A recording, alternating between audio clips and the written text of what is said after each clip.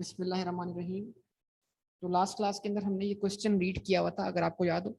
उसके बाद आज हम इस क्वेश्चन को सॉल्व करने जा रहे हैं। तो क्वेश्चन बेसिकली आपको याद होना चाहिए था। एक ही क्वेश्चन के अंदर आपको एसओसीआई और एसओएफपी बनाने के लिए बोला जाता। मैंने आपको क्या सिखाया था कि आप इसको एक क्वेश्चन नहीं, आप उसको दो क्वेश्चन मान लें। आप एसओएफपी को कंसोलिडेट कर लें एसओएफपी के रेफरेंस से, और एसओसीआई को कंसोलिडेट कर लें एसओसीआई वाले प्रिंसिपल से। बस दैट्स ऑल, ठीक है ना। अगर आप चाहते हैं कि आप ओपनिंग ग्रुप रिटेन अर्निंग को क्लोजिंग ग्रुप रिटेन अर्निंग बनता हुआ देखें, किसके जरिए? उस वर्किंग के जरिए जिसके जरिए आप एसोसिएट से शेयर निकालते हैं एट्रीब्यूटेबल टू ग्रुप और एट्रीब्यूटेबल टू एनसीआई। तो ये काम भी हो सकता है। और फिर हम इससे बना लेंगे statement of change in equity, कौन सी? कंसोलिडेटेड। ये थोड़ा टाइम टेकिंग एरिया है, जरा इसको देखिएगा। अगर आपने अटेम्प्ट किया तो अच्छी बात है, नहीं किया तो और अच्छी बात है, ठीक है ना, हमेशा की तरह। होल्डिंग कितनी है? 70%। कब एक्वायर किया? आज से 3 साल पहले। तो आज हम कहां पर हैं? 3 साल के एंड पर, ठीक है जी। डिटेल आपके सामने है। तो क्वेश्चन पढ़ा हुआ था, उसके दरमियान काफी सारा गैप आ गया। पीपी की वैल्यूज आ रही है आपके पास, investment in subsidy at cost आ रही है, सास और करंट एसेट आ रहे हैं आपके पास, फिर शेयर कैपिटल यहाँ पर, फिर प्रीमियम यहाँ है, यहाँ मौजूद नहीं है, रिटेन अर्निंग का बैलेंस आ रहा है आज की डेट पर। उसके बाद क्या आ रही है? नॉन करंट लाइबिलिटीज आ रही है 190, करंट लाइबिलिटीज आ रही है, एंड सो ऑन। मेन हमारा डेटा सारा का सारा कहाँ पर है? एसोसिएट की भी बात वो कहाँ है? क्या है हमारा? रेवेन्यू आ गया, कॉस्ट ऑफ सेल्स आ गई, ग्रॉस प्रॉफिट आ गया, ऑपरेटिंग एक्सपेंस आ गया, एंड सो ऑन। ये सारे आइटम हमारे पास आ रहे हैं, ठीक है जी। उसमें की आइटम क्या है? Investment income. इसमें कोई भी इन्वेस्टमेंट इनकम जो है वो सब्सिडरी की तरफ से नहीं होनी चाहिए। मतलब अगर सब्सिडी ने कोई इंटरेस्ट पे किया है तो एलिमिनेट कर दें, कोई डिविडेंड पे किया तो वो पेरेंट ने इनकम माना हुआ उसको रिवर्स कर देंगे, ख्याल रखना है इस बात का। तो ये तमाम बातें हमें अदर इन्फॉर्मेशन के थ्रू मिल सकती है, ठीक है जी। अच्छा, अब यहाँ से दोबारा थोड़ा सा इसको क्विक पढ़ना पड़ेगा, इसलिए ताकि मेन हमारी वर्किंग्स वाले एरिया हमें मिल जाए इसके अंदर। अब वो कौन कौन सी चीजें देखिएगा।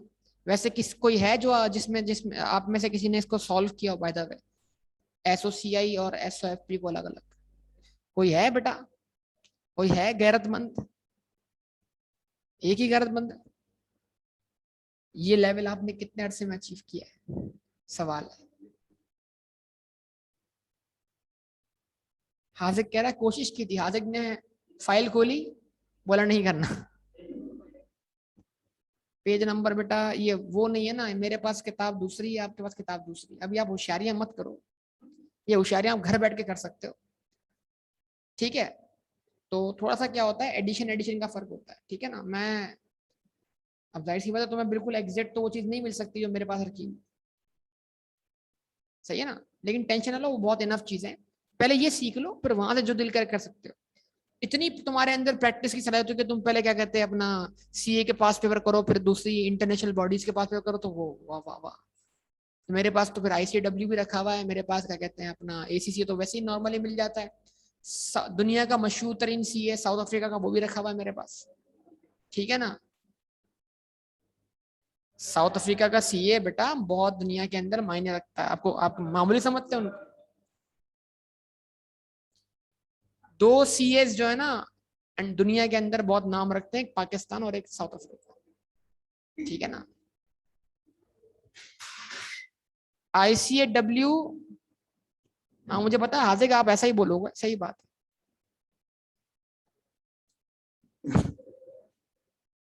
चले भाई, Chicago had a plant in a statement of financial position at a date of acquisition with a carrying value of rupees 100,000 but fair value of rupees।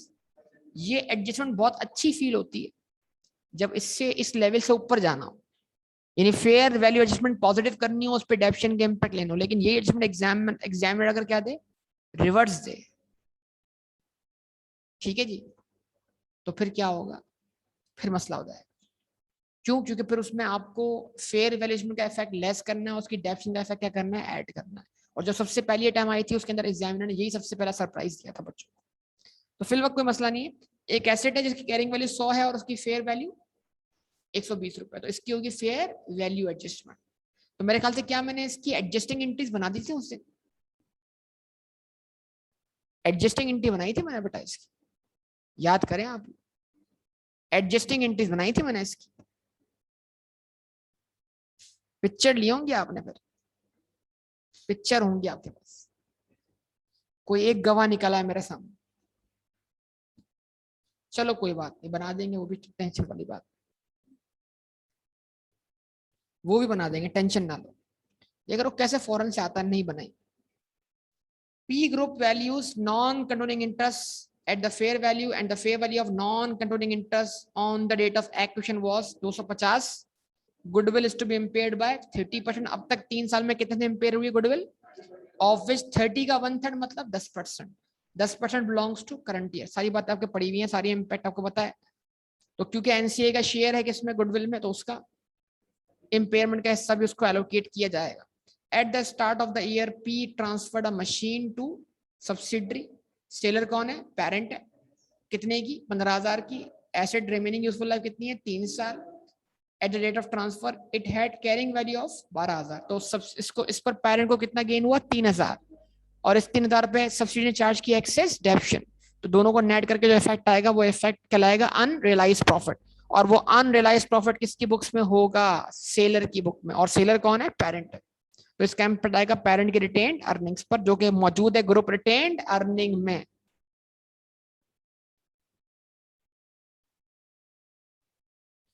उसके बाद during the year Citego sold some goods to parent, और inventory वाले case में seller कौन है, subsidiary.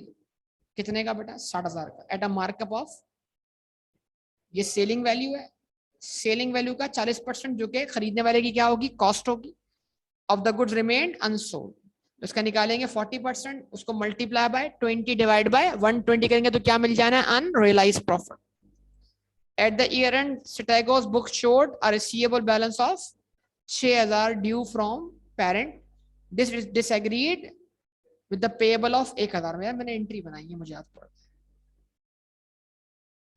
छोड़ो यार, गलत बात है, यकीन करो, चलो जाने दो, जाने दो, जाने दो। सिटेगो पेड डिविडेंड कितना बेटा, कब, इसी अकाउंटिंग पीरियड में। अब देखो एग्जामिनर ने कितना कंफ्यूज किया कि उसने पे किया 20,000, और पेरेंट की बुक्स में इन्वेस्टमेंट इनकम भी कितनी दिख रही है, 20,000। ठीक है जी। अब आपको शायद गलती हो जाए कि पूरा 20 रिमूव कर दो, नहीं ना, हमें तो इस 20 का मिला होगा 70%। तो ये 20 और 20 बजाय क्या लग रहा है, सिमिलर लग रहा है, लेकिन दो का है सिर्फ। उसने जो 20 दिया है क्या वो पूरा 20 मेरे बुक में रिकॉर्ड हुआ है, नहीं, उसका तो कितना रिकॉर्ड हुआ है। तो फिर मेरे पास जो 20 है उसमें 6 कोई कहीं और से आया होगा ना, उसको तो रिमूव करने की जरूरत नहीं, ये इंपॉर्टेंट बात है। अब आपने अगर पूरा क्वेश्चन पढ़ा है, चीजें देखी है, तो कोई इशू नहीं है। मेन चीज क्या है बेटा, retain earning on the date of acquisition. बताइए क्वेश्चन, कहाँ बताइए, बताओ कहाँ बताइए, बताओ कहाँ बताइए।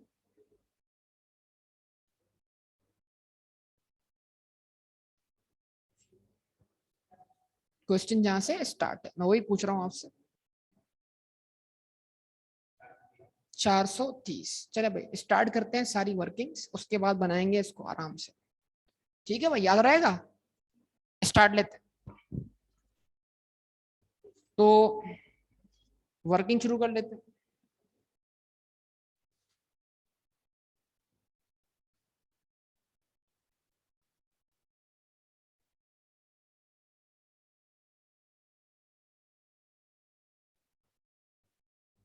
वर्किंग्स, वर्किंग नंबर 1,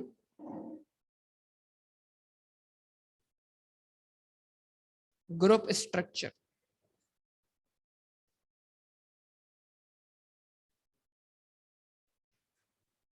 शेर बेटा क्वेश्चन सोल्व होता हुआ देख लो तो फायदा होगा। आपको एक चीज बता दी, आप घर बैठ के आराम से देखो उसको, कोई मना नहीं किया मैंने आपको, लेकिन क्लास में आया तो फिर तमीज से क्लास से, क्लास में आके सीख लो। ठीक है जी। आज से 3 साल पहले एक्वायर किया। ठीक है जी। कितनी परसेंट होल्डिंग, 70%। आज क्या तारीख है भाई, 31 मार्च 2007, 1 अप्रैल 2006, 1 अप्रैल 2005, 1 अप्रैल 2004।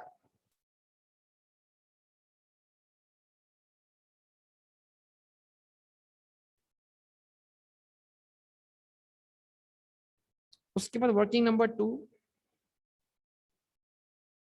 Fair value FV of net assets.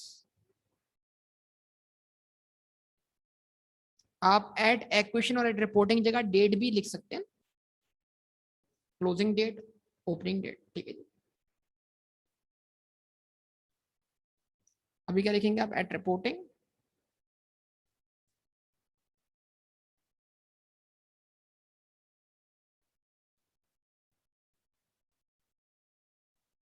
फिर क्या लिखेंगे आप? एट एक्विजिशन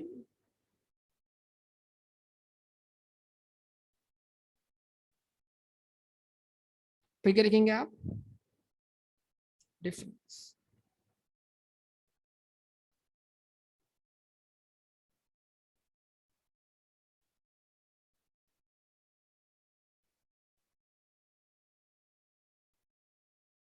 ठीक है जी। शेयर कैपिटल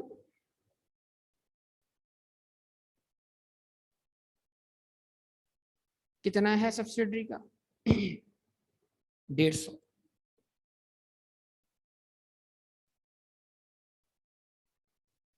उसके बाद रिटेन्ड अर्निंग्स, आज कितनी? 700 और 430।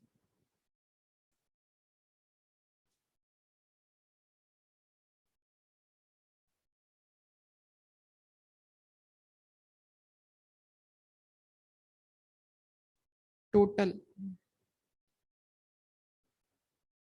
850 और 580, डिफरेंस 270। यानी अगर हम किसी भी किस्म की एडजस्टमेंट से पहले प्रॉफिट डिस्ट्रीब्यूट कर दें, किसमें? ग्रुप में और एनसीए में 270 डिस्ट्रीब्यूट होंगे। लेकिन हम क्या करते हैं, वो एडजस्टमेंट जो सब्सिडरी के प्रॉफिट पे आनी चाहिए वो करने के बाद हम क्या कर रहे होते हैं इसको, ताकि एक नेट इम्पैक्ट डायरेक्ट चला जाए, और फिर वो इम्पैक्ट हम अपनी एंट्रीज में भी रिफ्लेक्ट करते हैं, अगर याद हो आपको। सबसे पहले करेंगे हम क्या? Fair value adjustment.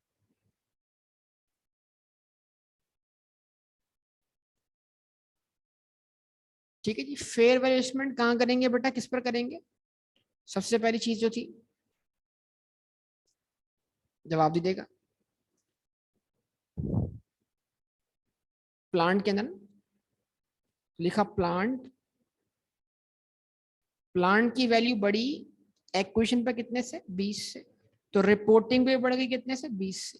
लेकिन एक्विजिशन से रिपोर्टिंग तक पहुंचते पहुंचते प्लांट क्या हो गया? डेप्रीशिएट हो गया। तो लेस करेंगे इसके ऊपर क्या? फेयर वैल्यू डेप्रीसिएशन,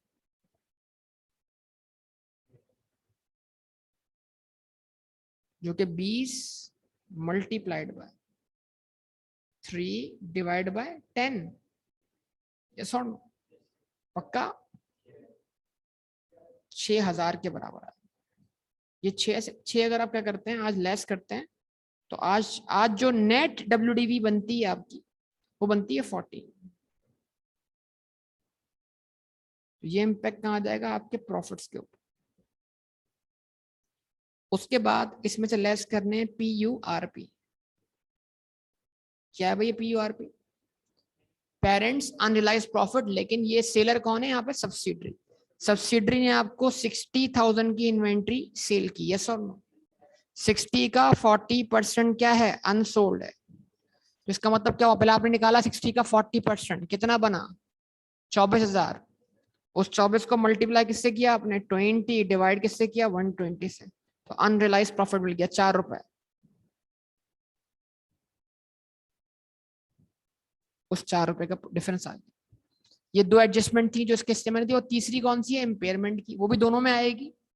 दोनों में आएगी तो यहाँ भी रख सकते हैं, लेकिन हम वो डायरेक्ट कहाँ करते हैं, वर्किंग नंबर 4 एंड 5 में, अगर याद हो तो।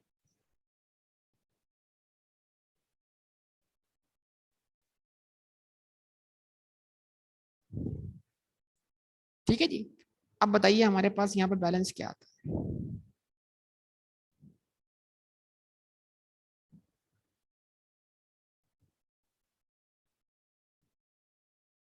860, यहाँ पर 600, डिफरेंस 260, और वो 260 जो है वो इस प्रॉफिट पर दो एडजस्टमेंट पास करने के बाद है। अच्छा जी, उसके बाद अगली वर्किंग आप जानते हैं किसकी होती है, गुडविल। अब अगर कोई बोले कि मैंने अटेम्प्ट करने की कोशिश की, मुझसे नहीं हुआ, तो उसको मैं क्या बोलूँ इस वक्त, आप बताइए। नियतों का फुकदान, नियतें खराब। ठीक है जी। तो investment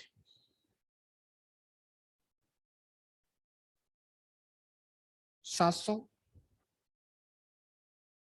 fair value of NCI दी हुई है क्वेश्चन में 250,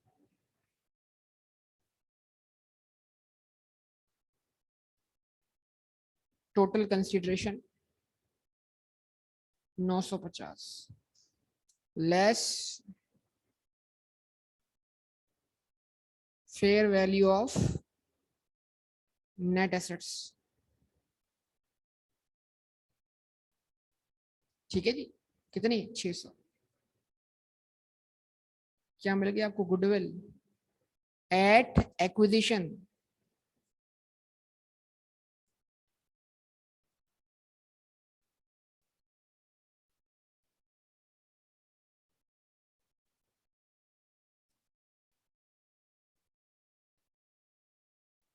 गुडविल एट एक्विजिशन, यस और नो, कितनी, इसका निकाल लें आप कितना, 30%, क्योंकि एसोसिए में जाएगी कम्युलेटिव इम्पेयरमेंट।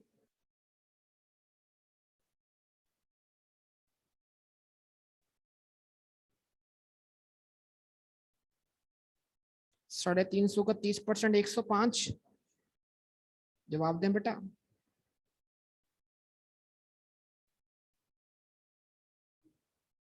कितना, 245। इसको क्या बोलेंगे, गुडविल एट रिपोर्टिंग।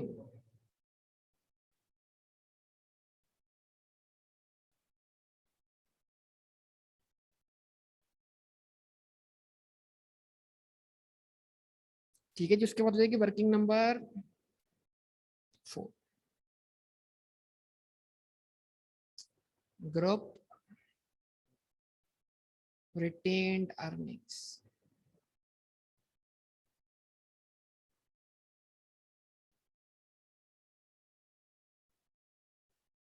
ठीक है जी। पी इज रिटेन अर्निंग, बताइए पेरेंट की रिटेन अर्निंग कितनी, 1350, add P's share of post acquisition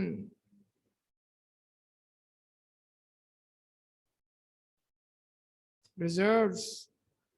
कितना है भाई, नेट कितना बचा, 260 था ना, 260 का 70%। जी बेटा, 182, less P's share of impairment.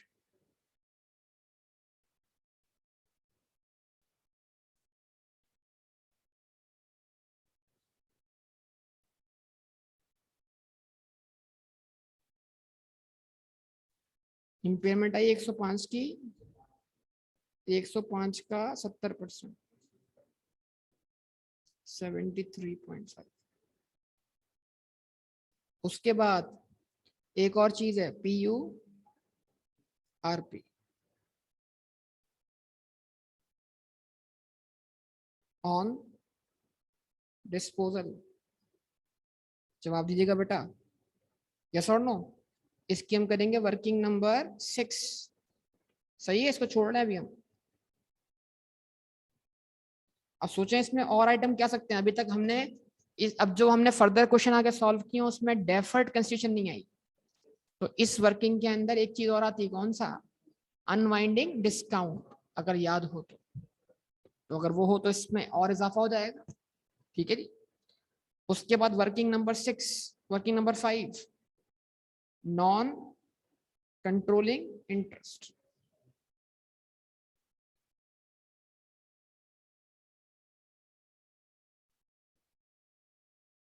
Paper में एक बार पूरा लिखना है बेटा।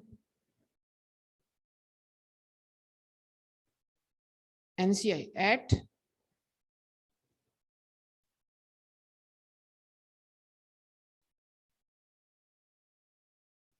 250,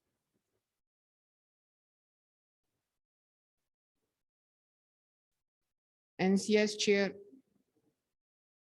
in post acquisition results कितना, 250 का 30%, 260 का 30%,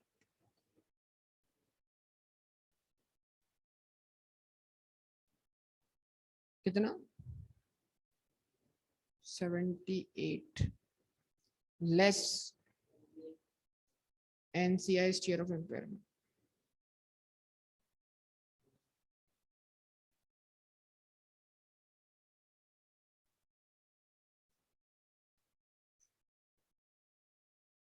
कितना 105 का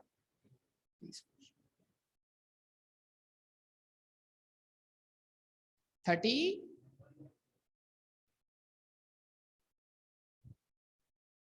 31.5,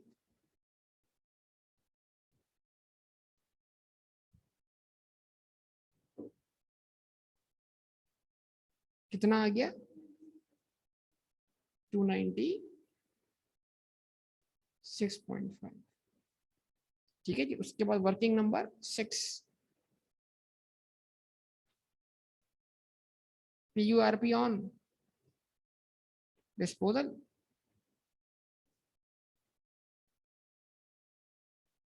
ठीक है, WDV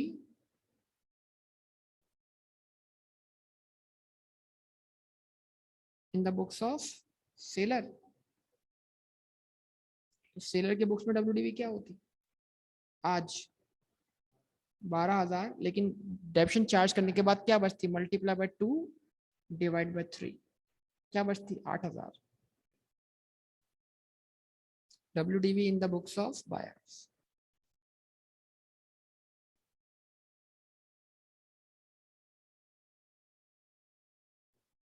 पंद्रह मल्टीप्लाई बाय 2 डिवाइड बाय 3, दो का इम्पैक्ट आना है,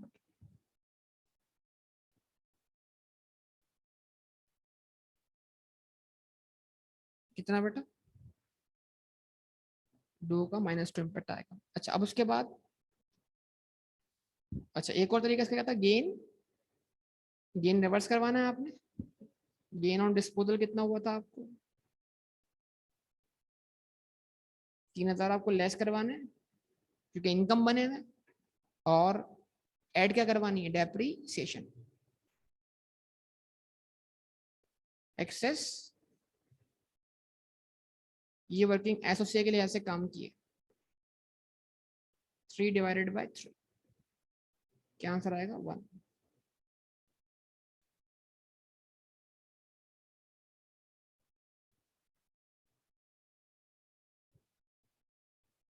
ये आपको समझाएंगे, मुझे बैठा है ना पीछे, ठीक है जी। यहाँ तक सारी वर्किंग हो गई, चुकी मुकम्मल चुकी है, हम बना सकते हैं क्या, SOCI और SOFP, लेकिन पहले क्या बनाएंगे, SOFP। अजान हो रही है, थोड़ी देर रुक जाएगी।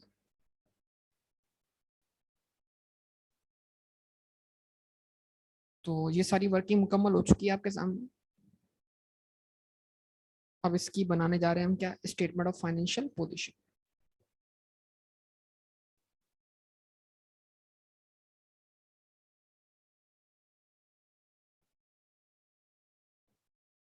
पी ग्रुप कंसोलिडेटेड एसओएफपी, आप भले कंप्लीट लिखिएगा इसको लाजमी, एज ऑन 31 मार्च 220x7, ठीक है, $1000 में बन जाएगी।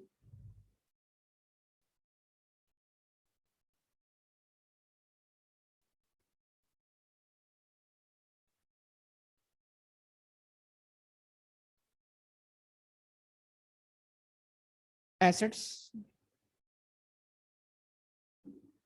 फिर उसके बाद नॉन करंट एसेट्स,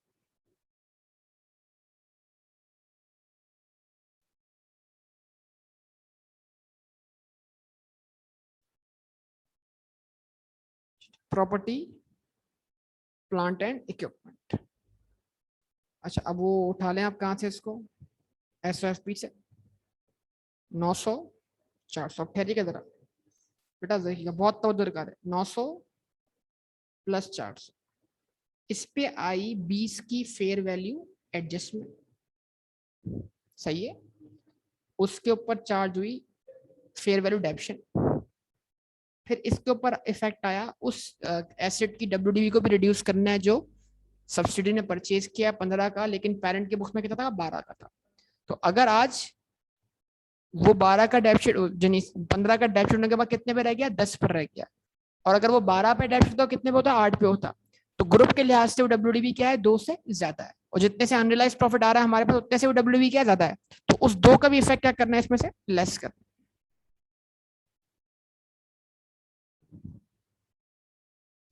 -2। अब बताइए क्या आंसर आता है,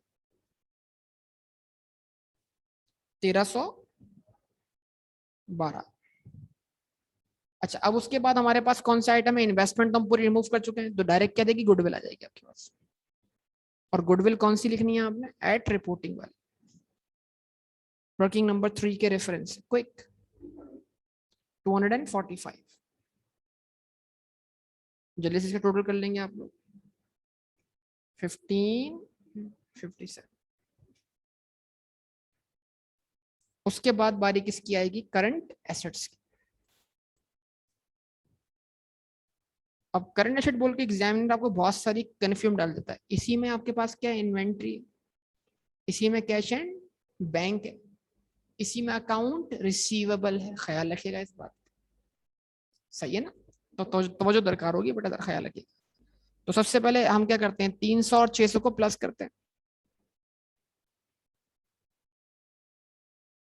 तो इसमें इन्वेंट्री है, वो इन्वेंट्री 24 से क्या हुई हुई, सॉरी 4 से क्या हुई हुई है, बढ़ी हुई है। तो क्या करना है, उस इन्वेंट्री की वैल्यू 4 से कम करनी है। ये 4 कौन सा वाला इफेक्ट हो गया, अनरियलाइज प्रॉफिट वाला। अच्छा उसके बाद इसमें रिसीवेबल है इंट्रा ग्रुप, उसके अंदर कैश इन ट्रांजिट का इफेक्ट भी है। तो रिसीवेबल है कितने का, 6 का, और पेएबल कितने का, 1 का, दरमियान का डिफरेंस क्या हुआ, 5 का। तो क्या किया, रिसीवेबल में तो 6 माइनस किया, कैश इन ट्रांजिट में क्या किया, 5 ऐड किया। तो इफेक्ट जो होगा वो 1 के बराबर ही आएगा, कितना, 895।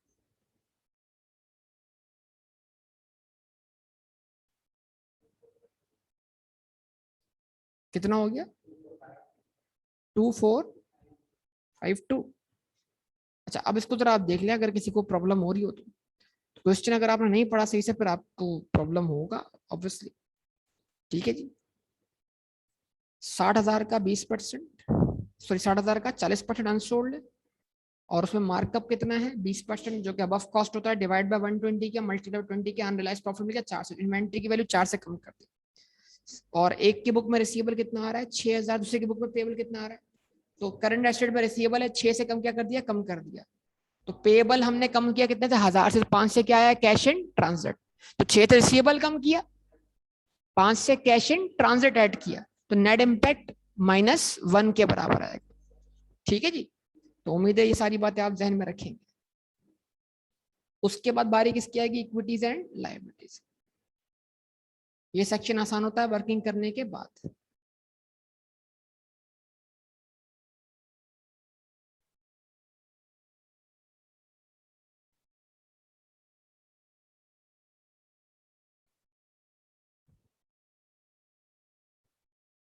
शेयर कैपिटल सिर्फ किसका, पेरेंट।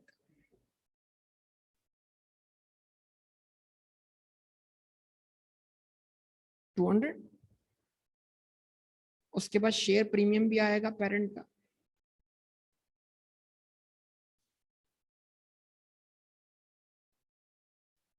कितना। फिर आएगा आप group retain earnings, working number 4। और वो हमने कंप्लीट नहीं की वर्किंग, अगर आप देखें। अब कर लें कंप्लीट। उसमें से 2 का अनरियलाइज प्रॉफिट क्या होगा, कम हो जाएगा। 14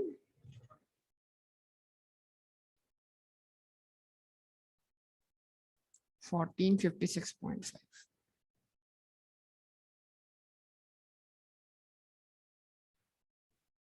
और उसमें ऐड कर दें NCI, वर्किंग नंबर 5, 296.5।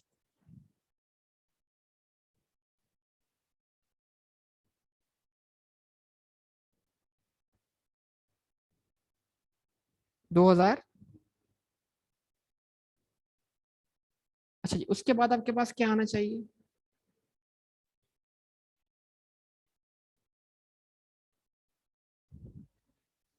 ठीक है जी। नॉन करंट लाइबिलिटीज भी आपके पास है, लेकिन उसमें कोई लोन वगैरह बताया नहीं है आपको, तो आप लिख दें non current liabilities.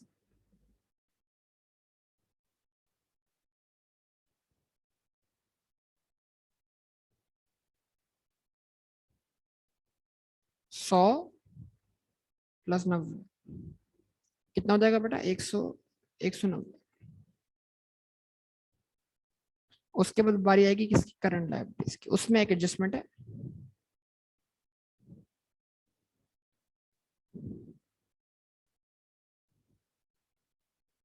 Current liability की वैल्यू कितनी है, 200 प्लस 60 माइनस 1,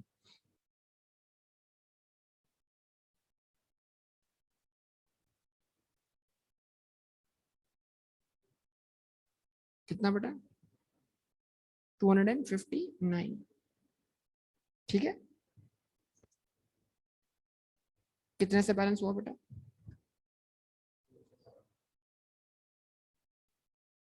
तो मैंने पहले कहा था आपको, इसमें तो आपको ज्यादा सोचना ही नहीं। अब एसोसीआई को एसोसीआई वाले प्रिंसिपल से क्या करते हैं, कंसोलिडेट करते हैं।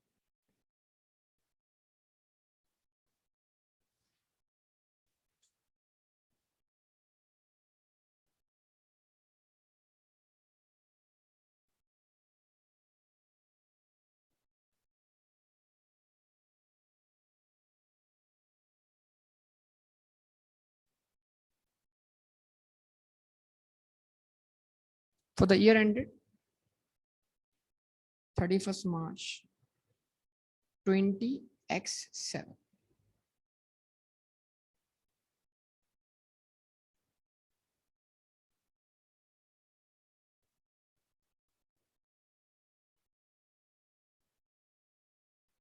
सेल्स।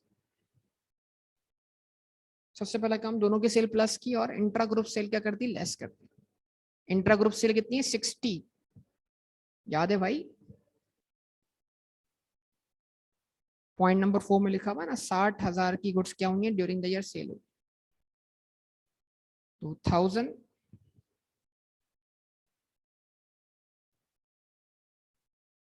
प्लस 260। और ये मत सोचिएगा कौन से, मतलब नहीं, इधर लेस करते हुए ये मत सोचे सेलर कौन है, बस प्लस करना और माइनस करना है। माइनस क्या कर दिया, 60 कर दिया, 1200।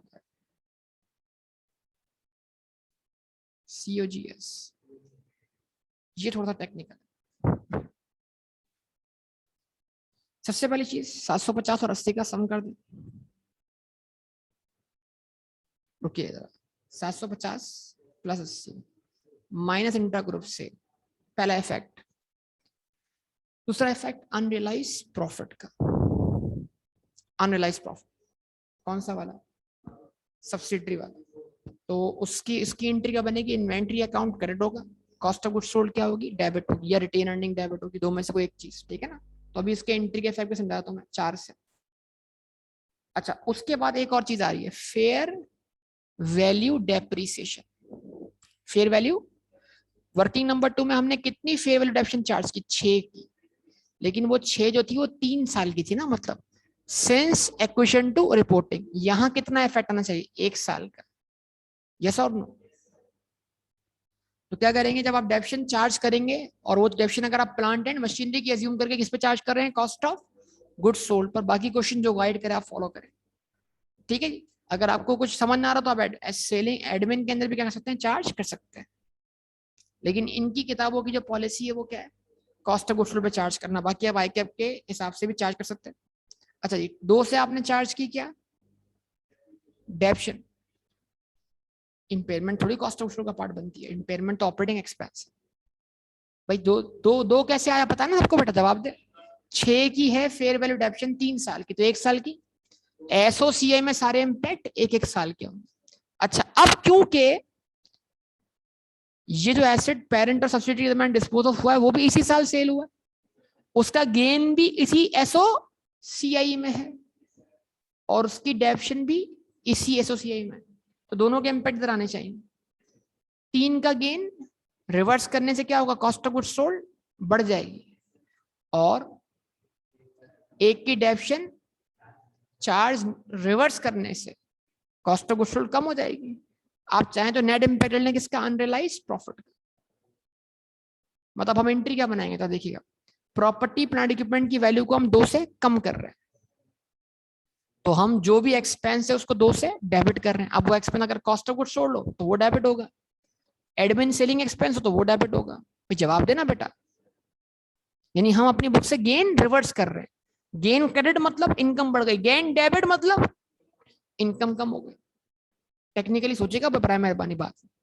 तो अगर ये हम रिवर्सल कहाँ चार्ज करते हैं? कॉस्ट ऑफ गुड्स सोल्ड पर, तो कॉस्ट ऑफ गुड्स सोल्ड का पे इफेक्ट आएगा कितने का? 2 का। अच्छा, लेकिन ये अगर फर्ज करें ये एसेट पिछले साल डिस्पोज ऑफ हुआ होता, तो फिर एसओसीआई में सिर्फ डेप्रिसिएशन का इफेक्ट आता ना, क्योंकि इस साल की एसओसीआई में तो गेन मौजूद ही, वो कहाँ है? रिटेन्ड अर्निंग में।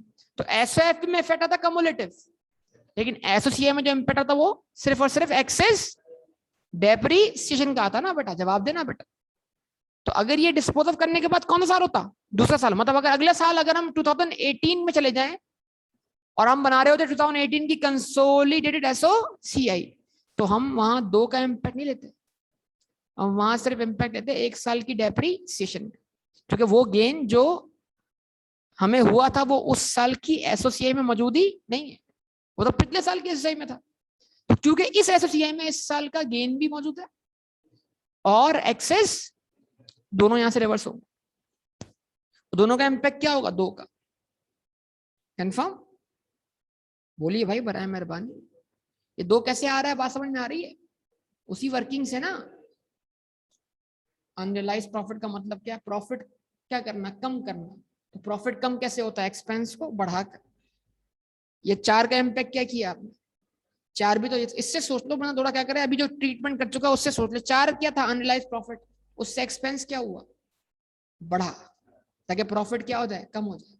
ये भी अनरियलाइज्ड प्रॉफिट है, इससे भी एक्सपेंस क्या होना चाहिए? बढ़ना चाहिए, ताकि प्रॉफिट क्या हो जाए? कम हो जाए। बताइए। 770।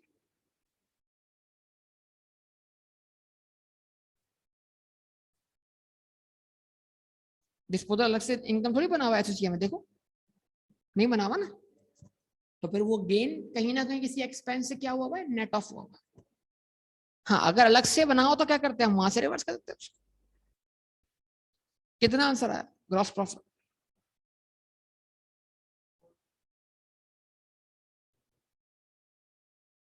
400 ऐड करें क्या इसमें इन्वेस्टमेंट इनकम।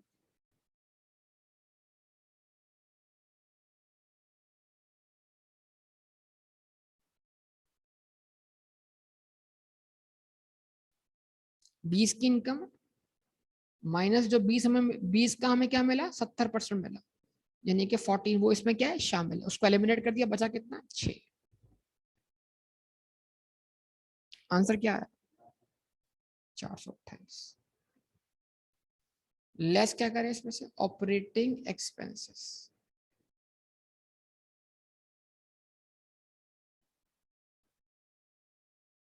और ऑपरेटिंग एक्सपेंस कितने दिए हमें 190 और 100 सॉरी कितना दिया हुआ है 60 और 35 प्लस करनी है इसमें इम्पेयरमेंट। इम्पेयरमेंट लॉस आपने कितना चार्ज किया हुआ है 105, लेकिन 105 तो बेटा 105 तो बेटा 3 साल का है, एसोसिएट में तो सिर्फ इस साल की इम्पेयरमेंट आएगी ना 1 साल की, तो 105 का 1/3 बिलोंग्स टू दिस ईयर।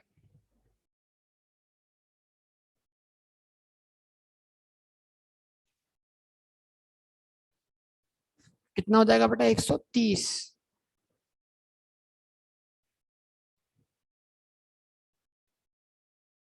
ठीक है जी, बोलिए बोलिए बोलिए बोलिए।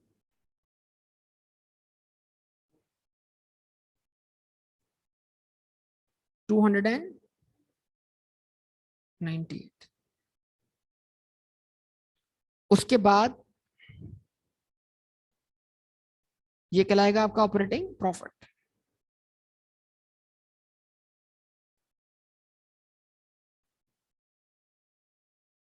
लेस करेंगे इसमें तो क्या फाइनेंस कॉस्ट।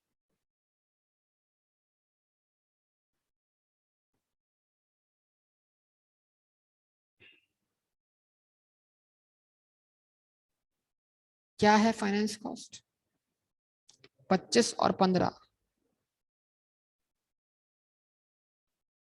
इसमें कोई इंट्रा ग्रुप फाइनेंस कॉस्ट मौजूद नहीं है। 250 नहीं, ये सम कितना हुआ 40 हुआ ना, 40 लेस करवाया तो प्रॉफिट बिफोर टैक्स आ गया।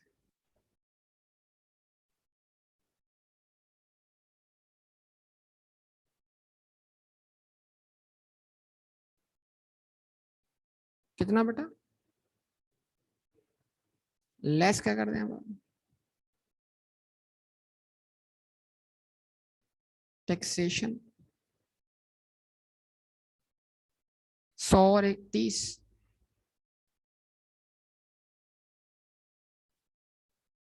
ठीक है बेटा कितना हो जाएगा 130। क्या मिल जाएगा आपको profit after tax.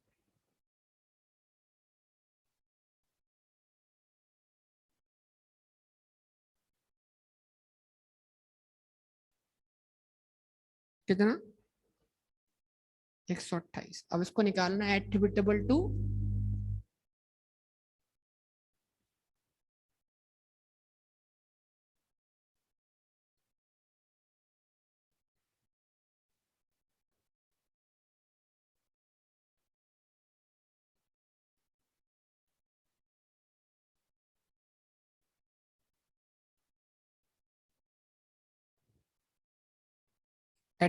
Group retain earning and what NC.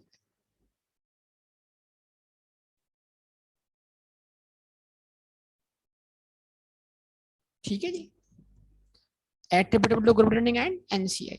एक है डायरेक्ट वर्किंग और एक है डायरेक्ट वर्किंग मतलब यानी कि आप शॉर्ट वर्किंग कर सकते हैं, और एक क्या है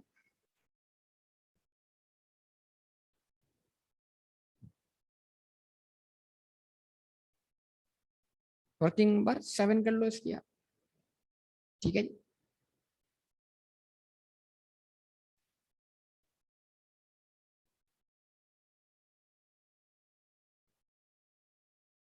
ठीक है जी। NCI share share in subsidiary's profit,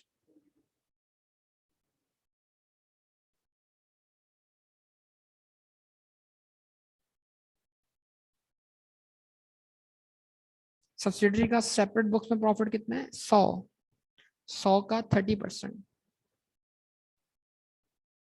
भाई क्या कर रहे हैं देखो, 100 का 30 less share in fair value depreciation. आवाज नहीं आ रही बेटा, कितनी चार्ज की 2 का 30%। बोलो बेटा बोलो, 0.6। उसके बाद बोलो बोलो बोलो, शेयर इन PU RP, जो 4 का अनरियलाइज्ड प्रॉफिट है सब्सिडरी की बुक्स में, 4 का 30%, जी 1.2, और उसके बाद शेयर इन इम्पेयरमेंट।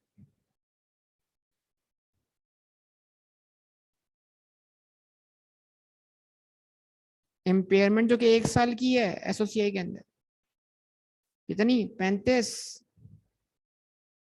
का 30%, जी 35 का 30% यार।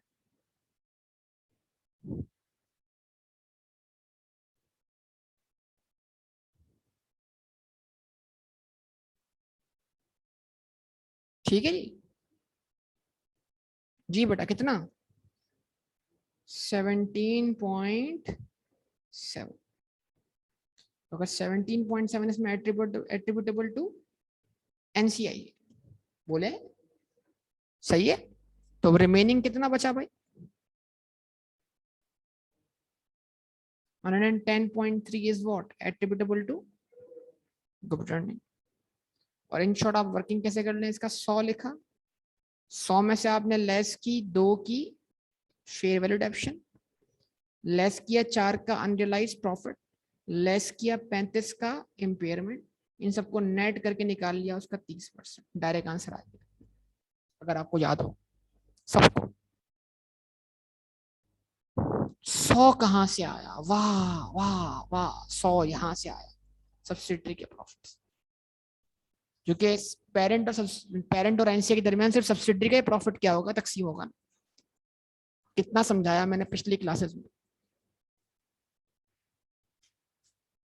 कि हम अगर हम 128 का 30% निकालेंगे तो गलती हो जाएगी क्या, इसमें पेरेंट के प्रॉफिट का भी 30% निकल जाएगा, सब्सिडरी के प्रॉफिट का भी 30% निकल जाएगा, और दोनों में हिस्सा किसको मिल जाएगा, एनसीए को। एनसीए को सिर्फ किस में हिस्सा मिलना चाहिए, तो इसलिए हमने सब्सिडरी के प्रॉफिट अलग से उठाए 100 के, उस पर वो एडजस्टमेंट पास की सब्सिडरी के प्रॉफिट पे हमने की है। इसके बाद सब्सिडरी का हमें मिला एडजस्टेड प्रॉफिट इन कंसोलिडेटेड एसोसीआई, उसका हमने 30% निकाल लिया। बात समझ लगती है, बन गया, क्वेश्चन इज सॉल्व।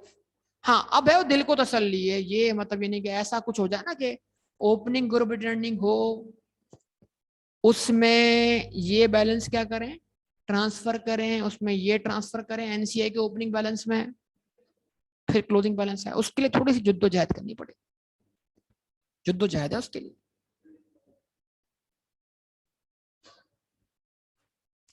एक बार cost of goods sold explain कर दें बेटा, एंट्री बनाऊंगा ना हर चीज एक्सप्लेन हो जाएगी, थोड़ा सा सब्र कर। तो अभी नमाज,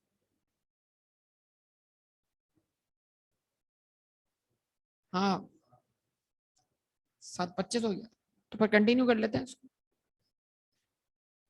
आखिर में, ठीक है जी कंटिन्यू करें। ये देखो ये तो पढ़ते पढ़ते पढ़ लेगा साथ साथ, बोला इधर इधर इधर क्लास चलेगी, इधर नियत कर लूंगा नमाज की, ठीक है। हाँ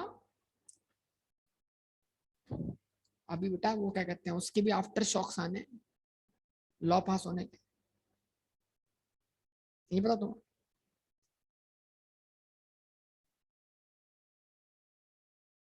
अच्छा बेटा, अब एक काम करते हैं, एक एक करके सारी बनाते हैं एंट्री, और उसमें जो इफेक्ट कहाँ जा रहा है एसओ सीआई में, उसको एसओ सीआई में ले जाते हैं।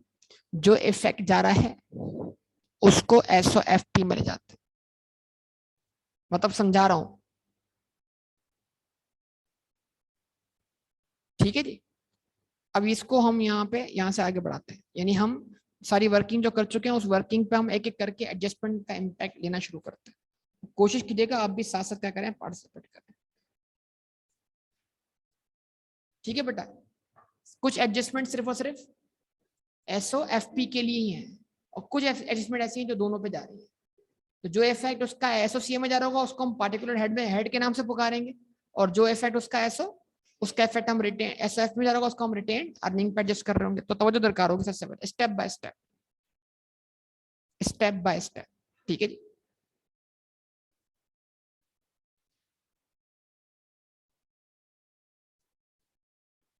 क्या परफॉर्म कर रहे हैं हम, कंसोलिडेटेड एडजस्टमेंट्स, ठीक है जी।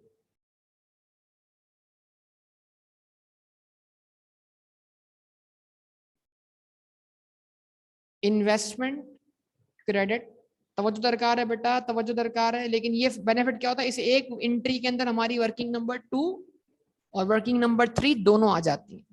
इन्वेस्टमेंट क्रेडिट कितने से, 700 से, बोलिएगा प्लीज, यस और नो। इन्वेस्टमेंट 700,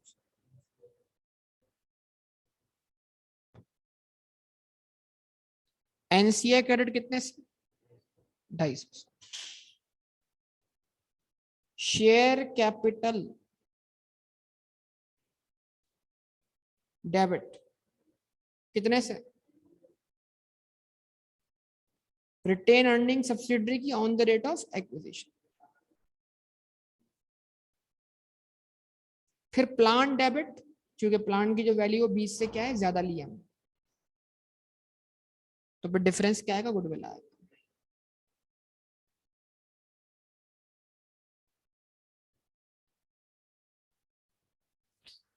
अगर फेयर वैल्यू ऑफ एनसीए नहीं बताई तो जो आपका रिपोर्टिंग वाला कॉलम है वर्किंग नंबर सॉरी जो आपका इक्वेशन वाला कॉलम है वर्किंग नंबर 2 का, उसका एनसीए का परसेंटेज निकाल लेंगे 30%, ठीक है। ये वर्किंग हुई भी है यहाँ पर। अगर आपको एनसीए की फेयर मार्केट वैल्यू नहीं बताई तो आपको चाहिए कि आप क्या करें, इस 600 का 30% निकाल लें, उसको अज्यूम कर लें फेयर वैल्यू ऑफ एनसीए। लेकिन अगर आपको एनसीए की फेयर वैल्यू नहीं बताई लेकिन उस तक पहुंचने का रास्ता दिया तो फिर तो आपको वर्कआउट करनी चाहिए। डिफरेंस क्या आ गया बेटा, गुडविल आ गया।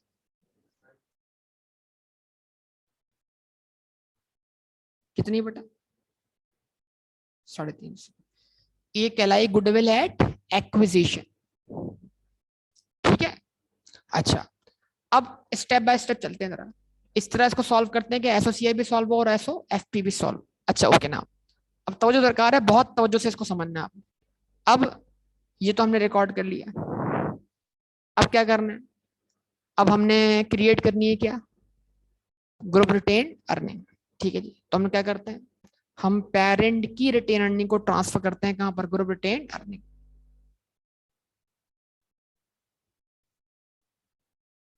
P is retain earning debit, बताइए ना बेटा बताइए, 1350।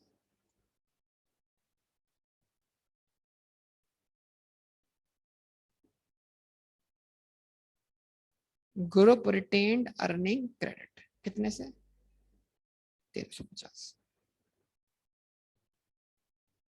ठीक है जी। अच्छा, अब जो अनरियलाइज प्रॉफिट्स वगैरह के इम्पैक्ट है वो हम लेने जा रहे हैं, समझ पा रहे हैं बात, यानी तो सबसे पहले क्या होगी, फेयर वैल्यू एडजस्टमेंट तो होगी, वो तो होगा ही ऊपर, फेयर वैल्यू चार्ज करेंगे डेप्रीसिएशन। प्लान को अगर 20 से बढ़ाया तो क्या करेंगे, 6 से कम भी करेंगे। लेकिन मैं इस एंट्री को 2 हिस्सों में बना रहा हूँ, 2 साल का इफेक्ट जो एसओएफपी में, वो भी एसओएफ में 3 साल का इफेक्ट जा रहा है ना, लेकिन मैं उसको 2 हिस्सों में बना रहा हूँ, पिछले 2 साल का इफेक्ट और 1 साल का इफेक्ट। अगर मैं इस एंट्री को तोड़ के बनाऊं तो 4 और 2 की एंट्री बनेगी, यस और नो, सोचिएगा जरा। तो अगर मैं एंट्री इस तरह बनाऊं, तवज्जो दरकार है, मैंने कहा रिटेन्ड अर्निंग डेबिट किसकी, सब्सिडरी की, और प्लांट क्रेडिट। ये मैं आपको समझाने के लिए 200 बना रहा हूं ताकि आपको एसओएफपी और एसओसीआई की एडजस्टमेंट दिखाई देना शुरू हो जाए। तो ये कितनी थी, 20 थी, इसको मल्टीप्लाई बाय 2 डिवाइड बाय 10 करूंगा। आवाज नहीं आ रही बेटा? ये मैंने एडजस्टमेंट पास की होगी पिछले साल की एसओएफपी बनाने के लिए, अगर याद हो आपको। कितने से बनी एंट्री, 4 से। इस साल की एंट्री 2 से और बनी, तो उस एंट्री को मैं अलग बना रहा हूं ताकि आपको एसओसीए वाला इंपैक्ट दिखे। हालांकि मैं चाहूं तो जोड़ के बना सकता हूं, लेकिन मैं चाह रहा हूं कि जो इस साल का इंपैक्ट है वो एसओसीए में भी दिखे और एसओएफपी में दिखे। तो एसओसीए के लिहाज से रिटेन अर्निंग डेबिट या एसओएफपी के लिहाज से रिटेन अर्निंग डेबिट, लेकिन एसओसीए के लिहाज से कॉस्ट ऑफ गुड्स सोल्ड है कितने से, 2 से, और प्लांट मजीद क्रेडिट कितने से, 2 से। तो अगर आप 4 और 2 का इंपैक्ट मिला लें तो सब्सिडी की रिटेन अर्निंग को हमने इस साल कितने से कम किया, 6 से। पिछले साल तक कितने से कम हुई थी, 4 से। इस साल 2 से इफेक्ट और गया एसओसीआई में तो मजीद कम हो गई, तो अक्यूमुलेटिव इफेक्ट कितना हो गया, 6 का हो। समझ में आ रही है बात या नहीं? तो मतलब ये डेप्शन किसकी बुक्स में चार्ज होगी, सब्सिडरी की बुक्स, क्योंकि ये प्लांट किसकी बुक्स में कैपिटलाइज है। तो मतलब अगर हमारा एक्वायर किया हुआ है तो हमारी कॉस्ट 20 से क्या है, ज्यादा है। तो ये अगर एसेट हमारी बुक्स में होता तो हम क्या करते हैं, इसके ऊपर मजीद डेप्शन चार्ज करते। तो वो डेप्शन अगर चार्ज हुई होती तो उस कंपनी का प्रॉफिट इतने से क्या होता, कम होता। ठीक है जी। ये बेटा ये जो ब्रेक्स लगते हैं ना, बड़ा तबाहकुन ब्रेक होते हैं।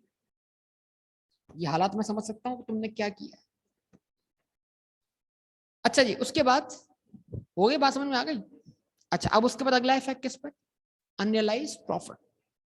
उससे भी एंट्री बनाई मैंने, रिटेन अर्निंग डेबिट किसकी बेटा, सब्सिडरी।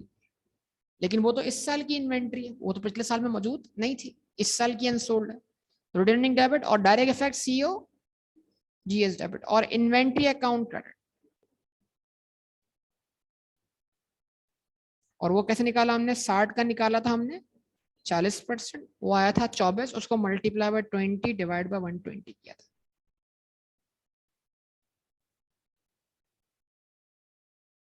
क्या एंट्री बनी थी, 4। बोल दे बेटा, बोल दे, बराए मेहरबानी बोल दे। फिर जो बचा बैलेंस वो हमने तकसीम कर दिया, फिर जो बचा बैलेंस वो हमने तकसीम कर दिया। बेटा वो तो उनके हिस्से में जाके अलग अलग चार्ज किया ना, तो उससे वो इम्पेयरमेंट हमने एनसीआई के पास जाके क्या किया, उसका इफेक्ट लिया। उनके हिस्से पहले तकसीम करें फिर हमने वो चार्ज किया ना। तो जो मैंने जिस तरह वर्किंग की उस तरह एंट्री बनाना सिखाऊंगा। ठीक है जी। अब जो बचा बैलेंस वो क्या कर दिया, तकसीम कर दिया। भाई बोले, जवाब दें, कितना बचा, 260। भाई बोला करें ना आप लोग, 260 बचा था ना भाई, बताइए। पता नहीं सर। यार 700 आपके पास रिटेन अर्निंग की सब्सिडरी की रिपोर्टिंग पर, 430 ये रही, डिफरेंस कितना हुआ, 270। 70 पर आपने इफेक्ट लिया 4 और 2 6 का, और 4 का 10 का, क्या बचा, 260। अब 260 तकसीम कर दिया आपने किसमें, इन दोनों। तो आपने बोला retain earning of subsidy debit 260 से, ग्रुप रिटेन्ड अर्निंग और एनसीआई क्रेडिट 260 का 70% और 260 का 30%। 1 और 78। अब उसके बाद हमने इनको एलोकेट की इम्पेयरमेंट। तो हमने कहा ग्रुप रिटेन अर्निंग डेबिट, इसको भी हम 2 हिस्सों में बांट देते हैं। क्या कहते हैं, group retain earning debit, NCI debit, goodwill credit. तो पिछले 2 साल की इंपेयरमेंट कितनी बनती है, 35 और 35, 70। ठीक है बेटा, यस और नो? 70 का ये मैं जानबूझ के एंट्री 200 बना रहा हूं ताकि आपको एसोसिएट के इफेक्ट दिखे। यस, 70 का 70%,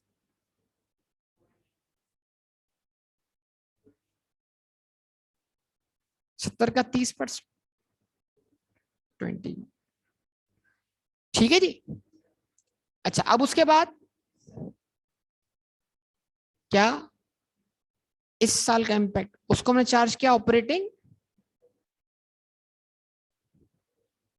ऑपरेटिंग एक्सपेंसेस के अंदर, लेकिन एसओएफपी के लिहाज से वो चार्ज हो रहा है किस पर? ग्रुप और एनसीआई दोनों पर।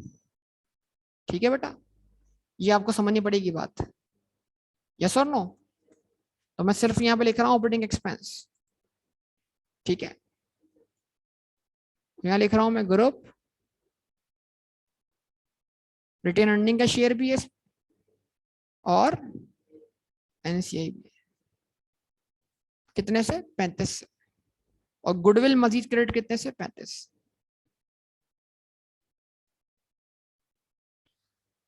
ठीक है जी, ये सारे इम्पैक्ट आ गए। अब क्या बचा? अब एक चीज और बची, एक और अनरियलाइज प्रॉफिट है इस साल का। एक और अनरियलाइज प्रॉफिट है इस साल का, जो प्लांट क्या हुआ है? ट्रांसफर हुआ है। वो ट्रांसफर जिसका हुआ उसको, वो भी क्या प्लांट ही है?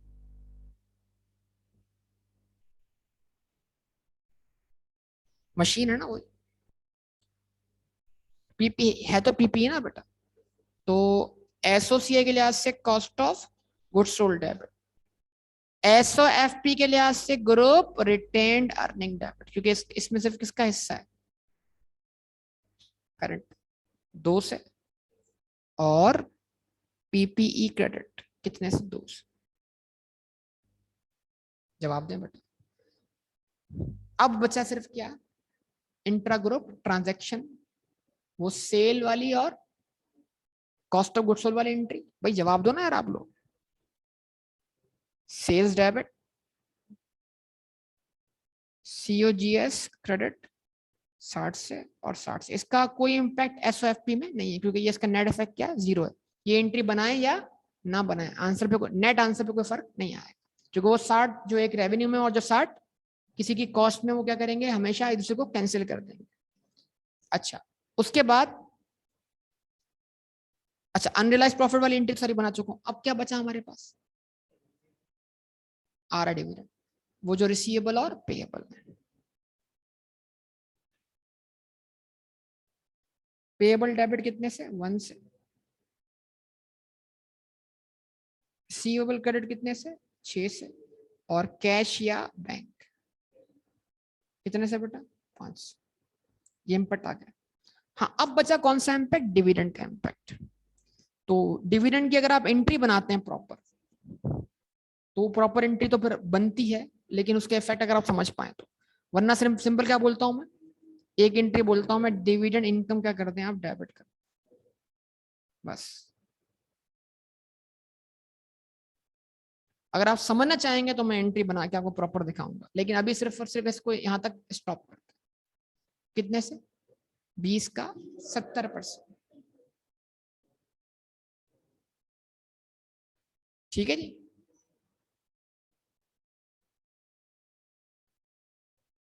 पक्का? कंफर्म? जी, क्या फरमाया? कोई पॉइंट नहीं।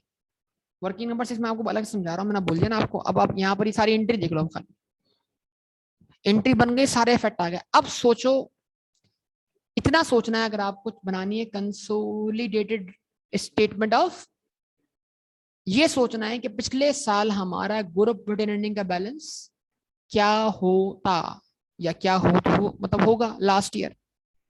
आज हम कहां पर हैं? 31 मार्च। पिछले साल के एंड में हम कहां होंगे? 31 मार्च 2006। तो अगर आप चाहते हैं कि आप बनाना चाहते हैं क्या consolidated statement of change equity, तो आपको कुछ बातें सोचनी है। वो बातें क्या हैं, जरा तवज्जो दरकार है आपकी। अब उसको मिला रहा हूं अलग से स्पेशल यहां पर। आप ये सोचिए पिछले साल आपका ये वाला कॉलम तो सेम होता। आवाज ही नहीं बेटा, आपका जवाब ही नहीं मिल रहा मुझे। क्यों? क्योंकि ये तो एक्वेशन वाला कॉलम है। ये कॉलम सेम नहीं होता। क्यों? ये तो सेम होता, लेकिन ये जो रिटर्न अर्निंग ये 3 साल के एंड पर है हमारे को है। तो यहाँ जो रिटर्न अर्निंग आती है वो कौन से साल के एंड पर होती है? तो क्या आप मुझे बता सकते हैं कि सब्सिडरी की पिछले साल की रिटेन अर्निंग क्या होती या क्या होगी? कोई बताया आप में से? सारे कैश फ्लो के चैंपियंस बैठे हुए हैं, सिंगल एंट्री के चैंपियन बैठे हुए हैं। अगर वो ना बता सके तो फिर क्या कह सकते हैं? कैश फ्लो के चैंपियन, सिंगल एंट्री के चैंपियन। लेट्स सी बेटा। 620 नहीं, 620 नहीं, 620 नहीं, 620 नहीं, सोच लीजिए। 620 नहीं या 580 नहीं, 620 या 580 जो दिल करे।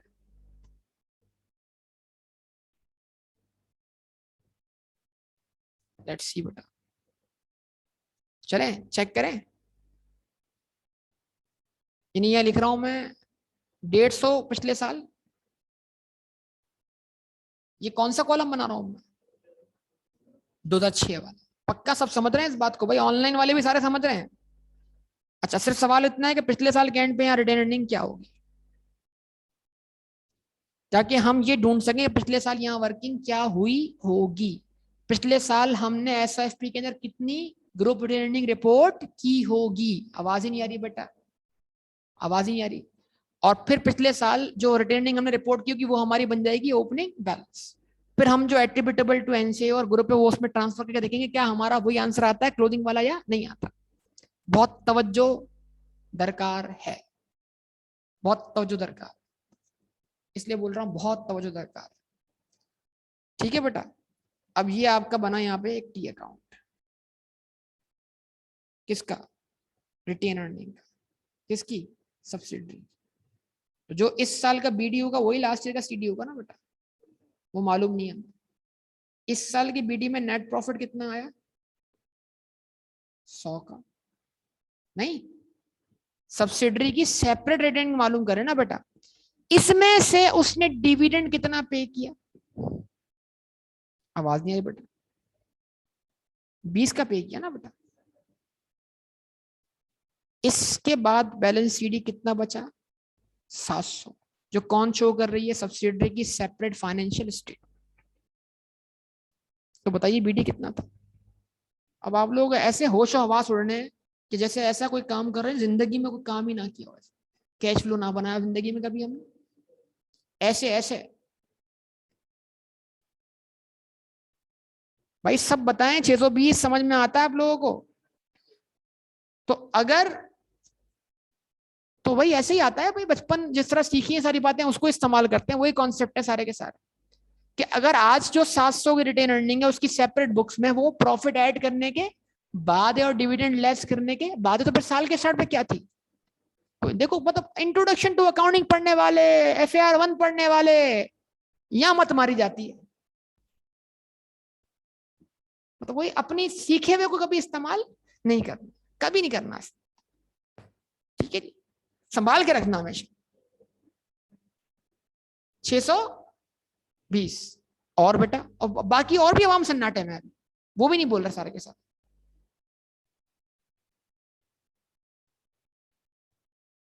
बेटा तुम तो नहीं भूलते ना, तुम्हें तो अभी देनी है, रास खुल जाएंगे वरना ऑनलाइन सारे के साथ। 150 और 620, 770। इसका मतलब ये कि पिछले साल यार 770 यहां पर आया होगा, यहां होगी 20 की फेयर वैल्यू एडजस्टमेंट, और यहां इफेक्ट आया होगा 4 का। तो यहां बैलेंस क्या आया होगा? 770। हमारा बेटा कुछ कुछ तो क्या बेटा? 786 आया पक्का? चले 786 और 600। जी बेटा 100, 186, क्योंकि पिछले साल तो कोई इन्वेंट्री अनसोल्ड नहीं थी ना। 186 ये 186 तकसीम होगा बिटवीन दो बंदों में, बिटवीन दो बंदों में। सही बात है। पिछले साल गुडविल यहाँ पे तो कितनी होगी, 350 ही होगी ना। आवाज नहीं आ रही। उस गुडविल पे इंपेयरमेंट कितने की होगी, 70 की, जो कि 2/3 कहलाएगी। 1/3 belong to this year and 2/3 belongs to 2 previous years. अगर क्वेश्चन ढंग से पढ़े हुए हैं तो फिर तो 105 का 2/3। तो लास्ट ईयर हमने कितनी गुडविल रिपोर्ट की होगी बेटा एसएफपी में, 280। पक्का देख लो, सोच लो यार, फिर तुम बोलोगे सर। अच्छा जी, अब मसला है, क्या लास्ट ईयर पेरेंट की अपनी रिटर्निंग ये होगी 1350, ये भी इस साल का प्रॉफिट ऐड करने के बाद है। तो इसमें से अगर अगर पेरेंट के डिविडेंड के बारे में कोई इंफॉर्मेशन, तो जरा उसको इसमें से बस प्रॉफिट ही लेस करवा दो। ये देखो अब यहाँ सब फिर बोले नहीं सर, नहीं सर, टी अकाउंट बना के दिखाएं सर, हमको समझ नहीं आता सर, दिमाग हमारा हो गया सुन, देर हो गई है बहुत सर, टाइम लग गया है बहुत, पढ़ा हमने नहीं इतने दिनों से, ठीक है। सिग्नल गए हुए थे, हमारे भी गए हुए थे। बीडी सर मालूम नहीं, लेकिन बीडी जो था वो नेट प्रॉफिट ऐड होने से पहले। सब्सिडरी ने इस साल कितना नेट प्रॉफिट कमाया, सब सन्नाटे में, सब सन्नाटे में, देखो नहीं बता रहे। सब्सिडरी नहीं, पेरेंट ने कितना कमाया, पेरेंट का बना रहा हूं भाई, अब पता ही नहीं है किसका बना रहा हूं। मैं तो कुछ भी बोल सकता हूँ, मेरा मुझे टेंशन नहीं है, पेपर तुम्हारा है, मैं कुछ भी बोल सकता हूँ, तुम तो होश में रहोगे ना। 85 पेरेंट के इस साल के डिविडेंड के बारे में कोई मालूमात क्वेश्चन में नहीं है सर, तो फिर इसका मतलब क्या, उसकी क्लोजिंग रिटर्निंग को ही क्या मान लिया जाए, बैलेंस सीडी बगैर किसी डिविडेंड के। कितना, 1350। 1350 क्या है, सीडी बैलेंस है। तो इतना आसान काम, 1350 से अगर 85 का करता, लेस ही कर देता, तो कुछ तो अकल आती है मेरे अंदर, ये नहीं आती। नहीं, 1265। अब बोलेंगे 1200 बोलेंगे, अभी भी बोलेंगे 1200 कहां से आया, कैसे आ गया, कैसे आ गया। तो अगर 1350 85 का प्रॉफिट ऐड करने के बाद है, तो फिर पिछले साल ये वर्किंग के अंदर यहाँ कितना बैलेंस रखा गया होगा, 1200। तो आप कर क्या रहे हैं, पता नहीं क्या कर रहे हैं। ठीक है बेटा, तो इस 1265 में पिछले साल क्या हुआ होगा, इस 1265 में पिछले साल 186 का 70% शेयर हुआ होगा। यार पार्टिसिपेशन 0 है, यस सर तो बोल रहे हो, अमाउंट निकालो ना भाई, ऑनलाइन वाले सारे सन्नाटे में चल रहे हैं। 130.2 पिछले साल भी इंपेयरमेंट शेयर हुई होगी, लेकिन कितनी, 70 का 70%, 70 का 70%। हालांकि एंट्री में सब कुछ करवा चुका हूं, लेकिन नहीं नहीं सर, नहीं नहीं सर, नहीं मानना, मैं नहीं जानता। और पिछले साल की इन्वेंट्री की कोई मालूमात हमें मौजूद नहीं है। तो पिछले साल की हमारी क्लोजिंग ग्रुप रिटेन अर्निंग कितनी होगी, 1346.2। पक्का यही होगी। अच्छा जी, माशाल्लाह।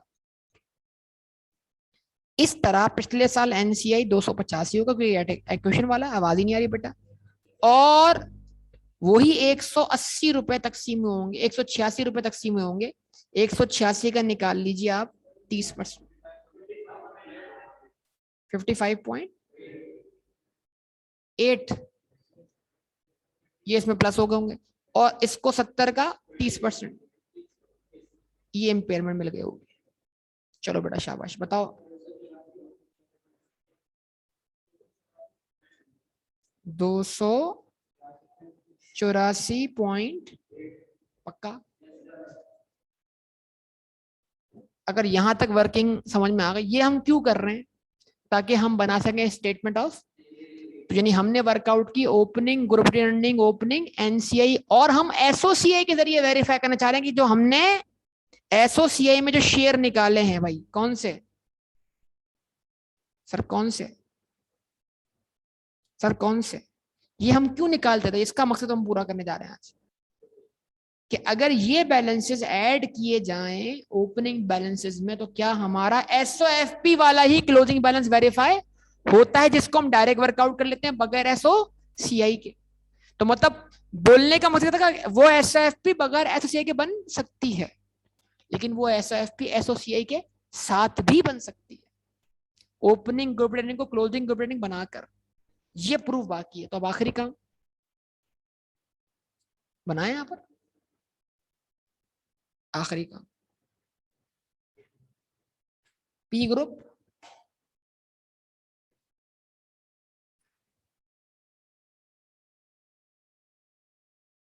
consolidated statement of changes in equity, सोशी,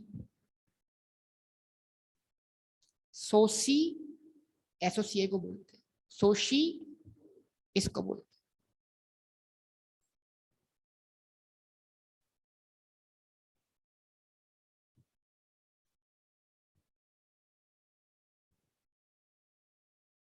अब इसमें क्या आएगा, पूरा इक्विटी सेक्शन आएगा ना भाई।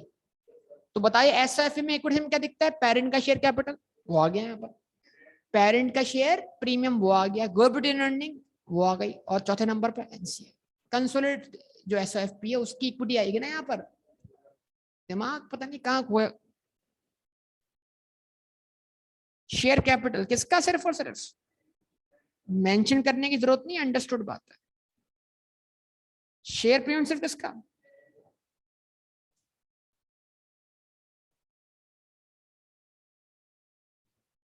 Group retain earning. ऊपर हेडिंग देखो क्या लिखी हुई है तुमने, ग्रुप अर्निंग के बहुत सारे नाम है, कंसोलिडेटेड अर्निंग भी कहते हैं इसको, और एनसीए का पुराना नाम भी है माइनॉरिटी इंटरेस्ट। क्या नाम है बेटा, किसी पुरानी किताब या पुराने क्वेश्चन को देख लिया तो वहां पर एनसीए किस नाम से होगा, माइनॉरिटी इंटरेस्ट के नाम से। माइनॉरिटी समझते हो ना, जैसे मुल्कों के अंदर माइनॉरिटीज होती है, ठीक है ना, वैसे मेजोरिटी और माइनॉरिटी। अच्छा जी, बैलेंस तवज्जो दरकार है, balance as on 1 April 2016 20x6। बोलो भाई, शेयर कैपिटल तो वही का वही रहा, अनचेंज रहा। यस सर तो बोलते हो, पता वता कुछ होता नहीं है तुम लोगों को। 200 शेयर प्रीमियम कितना, 50। यहां आएगी ये वाली जो ब्लू ब्लू कलर की हमने वर्कआउट की है, ताकि फर्क हो सके वो ओपनिंग है ये क्लोजिंग है। तो ये होगी हमारी ओपनिंग, आवाज ही नहीं, 1346.2 पक्का, 1346.2। एनसीआई भी वर्कआउट की अभी ब्लू कलर के अंदर ओपनिंग 284.8।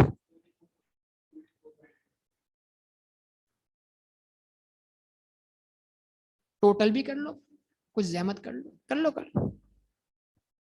Total equity 1886। यार कभी 86 बोलते हो, कभी 81 बोलते हो। अच्छा भाई, अब दिलों की धड़कनें तेज होने का वक्त हुआ चाहता है, ठीक है भाई। अब ये 128 हमारा इस साल का क्या है, कंसोलिडेटेड प्रॉफिट। आवाज ही नहीं आ रही यार, तो जरा तवज्जो दरकार है, तवज्जो दरकार है, तवज्जो दरकार है। क्या करेंगे, कंसोलिडेटेड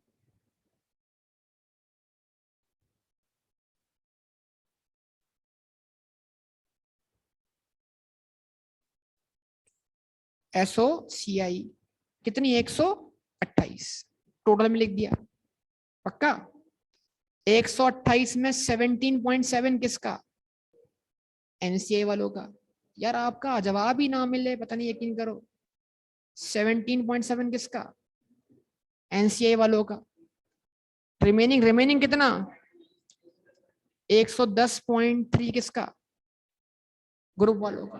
अब जरा 1346.2 में 110.3 प्लस करके देखो तो मिलेगा ग्रुप रिटेन अर्निंग का क्लोजिंग बैलेंस, क्लोजिंग बैलेंस। और वही बैलेंस कहां लिखा हुआ है? एसओएफपी में। चेक कर लीजिए क्या ये बैलेंस आपका वेरीफाई हो रहा है। लेकिन एक मसला हो रहा है सर, एनसीआई वेरीफाई नहीं हो रहा सर। सर एनसीआई वेरीफाई नहीं हो रहा, एनसीआई चेक करें, एनसीआई वेरीफाई नहीं हो रहा। 17.7, 284.8 प्लस 17.7,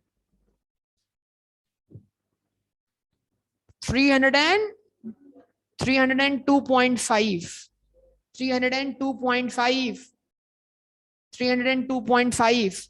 यहां कितना आ रहा है? डिफरेंस निकालिए, डिफरेंस 6 वो डिविडेंड है जो किसको मिला है? एनसीआई वाले शेयर होल्डर्स को। वो तो डिविडेंड आउटसाइड द ग्रुप है, वो तो एडजस्ट होना चाहिए ना इसमें से। तो क्या करेंगे हम? तवज्जो दरकार है बहुत ज्यादा। ये इजाफी बात कर रहा हूँ, यहां जरा होश आवास में जाएंगे। अगर होश नहीं रहे तो फिर मसला हो जाएगा। लेस हेडिंग लगा रहा हूं, डिविडेंड लिखेंगे, डिविडेंड, डिविडेंड आउटसाइड ग्रुप। क्या लिखेंगे? तो बेटा डिविडेंड आउटसाइड ग्रुप, दो दो डिविडेंड होते हैं, आवाज ही नहीं आ रही। एक वो जो पेरेंट के शेयर होल्डर को मिले, और एक वो जो सब्सिडरी के शेयर होल्डर जो कि एनसी है उनको मिले। पेरेंट के शेयर होल्डर को डिविडेंड मिला इस क्वेश्चन में? अभी नहीं ना, क्योंकि हमने वर्किंग रिवर्स वर्किंग इसमें कोई डिविडेंड नहीं आ रहा था ना। तो मसला ये है कि यहाँ अगर पेरेंट के शेयर होल्डर को डिविडेंड मिलता वो किससे जैसे होता? ग्रुप रिटेन अर्निंग्स से। लेकिन अभी डिविडेंड किस आउटसाइड द ग्रुप कौन सा वाला है? सिर्फ एनसीए वाला है। वो कितना है? 20 का 30%, 6।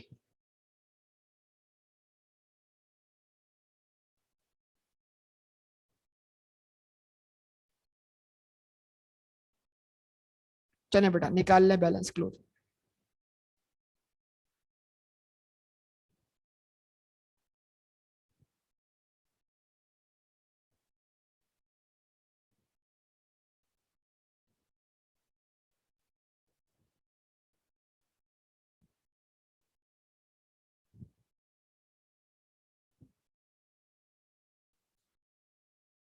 क्या आंसर आया यहाँ पर? 250। यहाँ क्या आंसर है? 1004,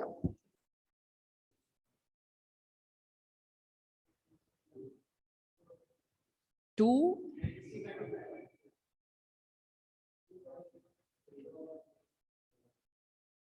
जी आ गई आपकी क्लोजिंग स्टेटमेंट शेयरिंग इक्विटी।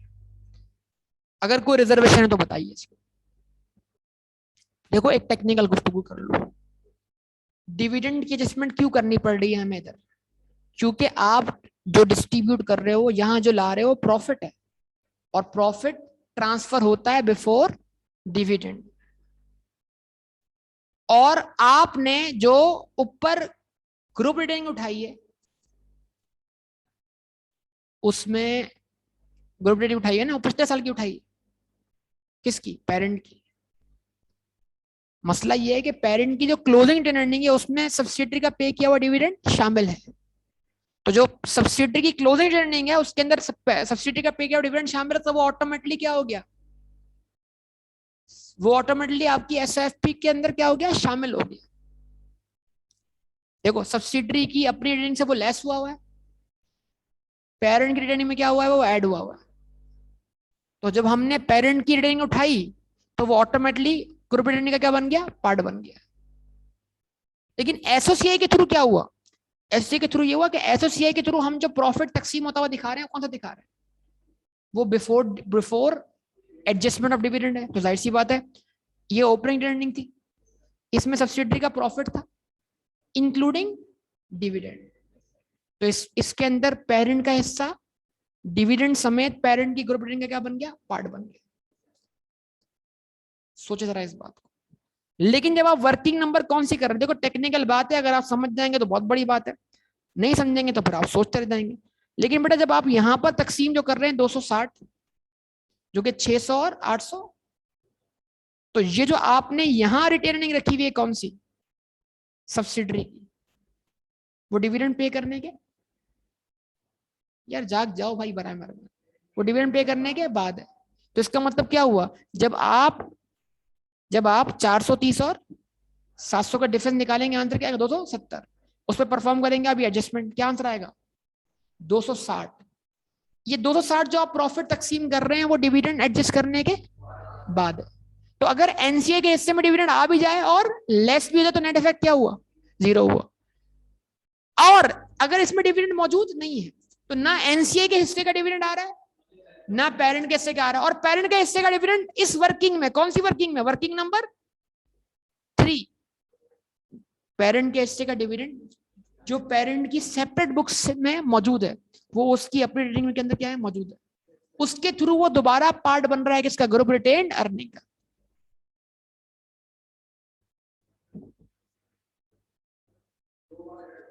आप बेसिस समझे ना भाई, बेसिस नहीं समझ रहे आप।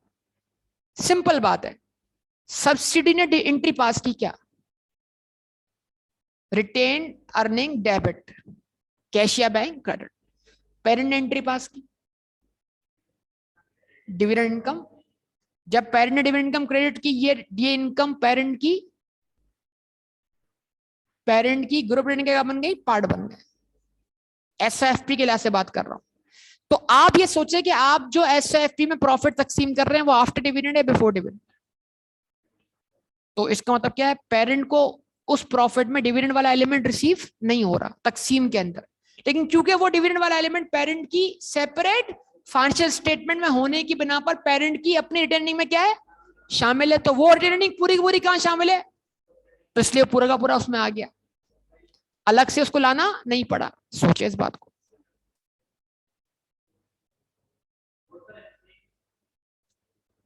एनसीआई में अगर आएगा तो जाएगा भी ना। अगर एनसीआई को हम बढ़ाते हैं, जैसे मिसाल के तौर पर अगर आप चाहते हैं इसकी एडजस्टमेंट करना, टाइम ओवर हो गया मेरे ख्याल से, शौक आपके खत्म नहीं हो रहे, सीखने तो आप चाह रहे हैं लेकिन दिमागी लेवल भी तो हो ना। कोई बात नहीं है, मेरा काम है सिखाना, कोई मसला ही नहीं है।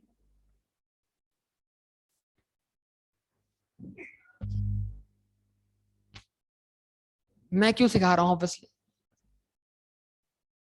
लिखा हुआ है उसके अंदर, अब तक तो नहीं आई पेपर के अंदर लेकिन सिलेबस में लिखा हुआ है। बता रहा हूं सारी बातें बता रहा हूं। आप एक काम और कर सकते हो, आप एक काम और कर सकते हो, आप चाहो तो इफेक्ट सारे समझ सकते हो। देख रहे हो, फरमाइशें देखो। ग्रुप रीडिंग का बैलेंस एक बार फिर बता दे, 1200, ये क्या है, 1265 क्या है भाई, वाह वाह वाह वाह वाह, कमाल हो गया। ये बताओ, हम हमारे सामने जो पेरेंट की एसओएफपी बनी हुई है वो 2007 के एंड पे बनी हुई है, तो उसमें इस साल का प्रॉफिट ट्रांसफर हुआ होगा या करना होगा, सन्नाटा, करना होगा भाई। सेपरेट बात कर रहा हूं, मतलब ये नहीं कि एसओएफपी बगैर प्रॉफिट ट्रांसफर किया बन जाएगी इस साल का। हम एसओएफपी के अंदर ट्रेडिंग का क्लोजिंग बैलेंस रखते हैं या ओपनिंग रखते हैं बेटा, क्लोजिंग। तो क्लोजिंग कैसे आता है, प्रॉफिट ऐड करने के बाद और डिविडेंड लेस करने के बाद। तो 1350 जब इस साल का प्रॉफिट ऐड करने के बाद का बैलेंस है, उससे पहले का बैलेंस है। अब अगर मैं उसमें से उसको मैं मान लेता हूं बैलेंस सीडी, मैं बोलता हूं ये मेरे पास वैल्यू अननोन है X, let the value be X, उसमें इजाफा हो कितने से, 85 से। तो अगर एक वैल्यू में 85 से इजाफा होने के बाद बैलेंस क्या आता है, 1350, तो फिर 85 का इजाफा होने से पहले साल के स्टार्ट पे हमारी पेरेंट की रिटेन्ड अर्निंग्स कितनी थी,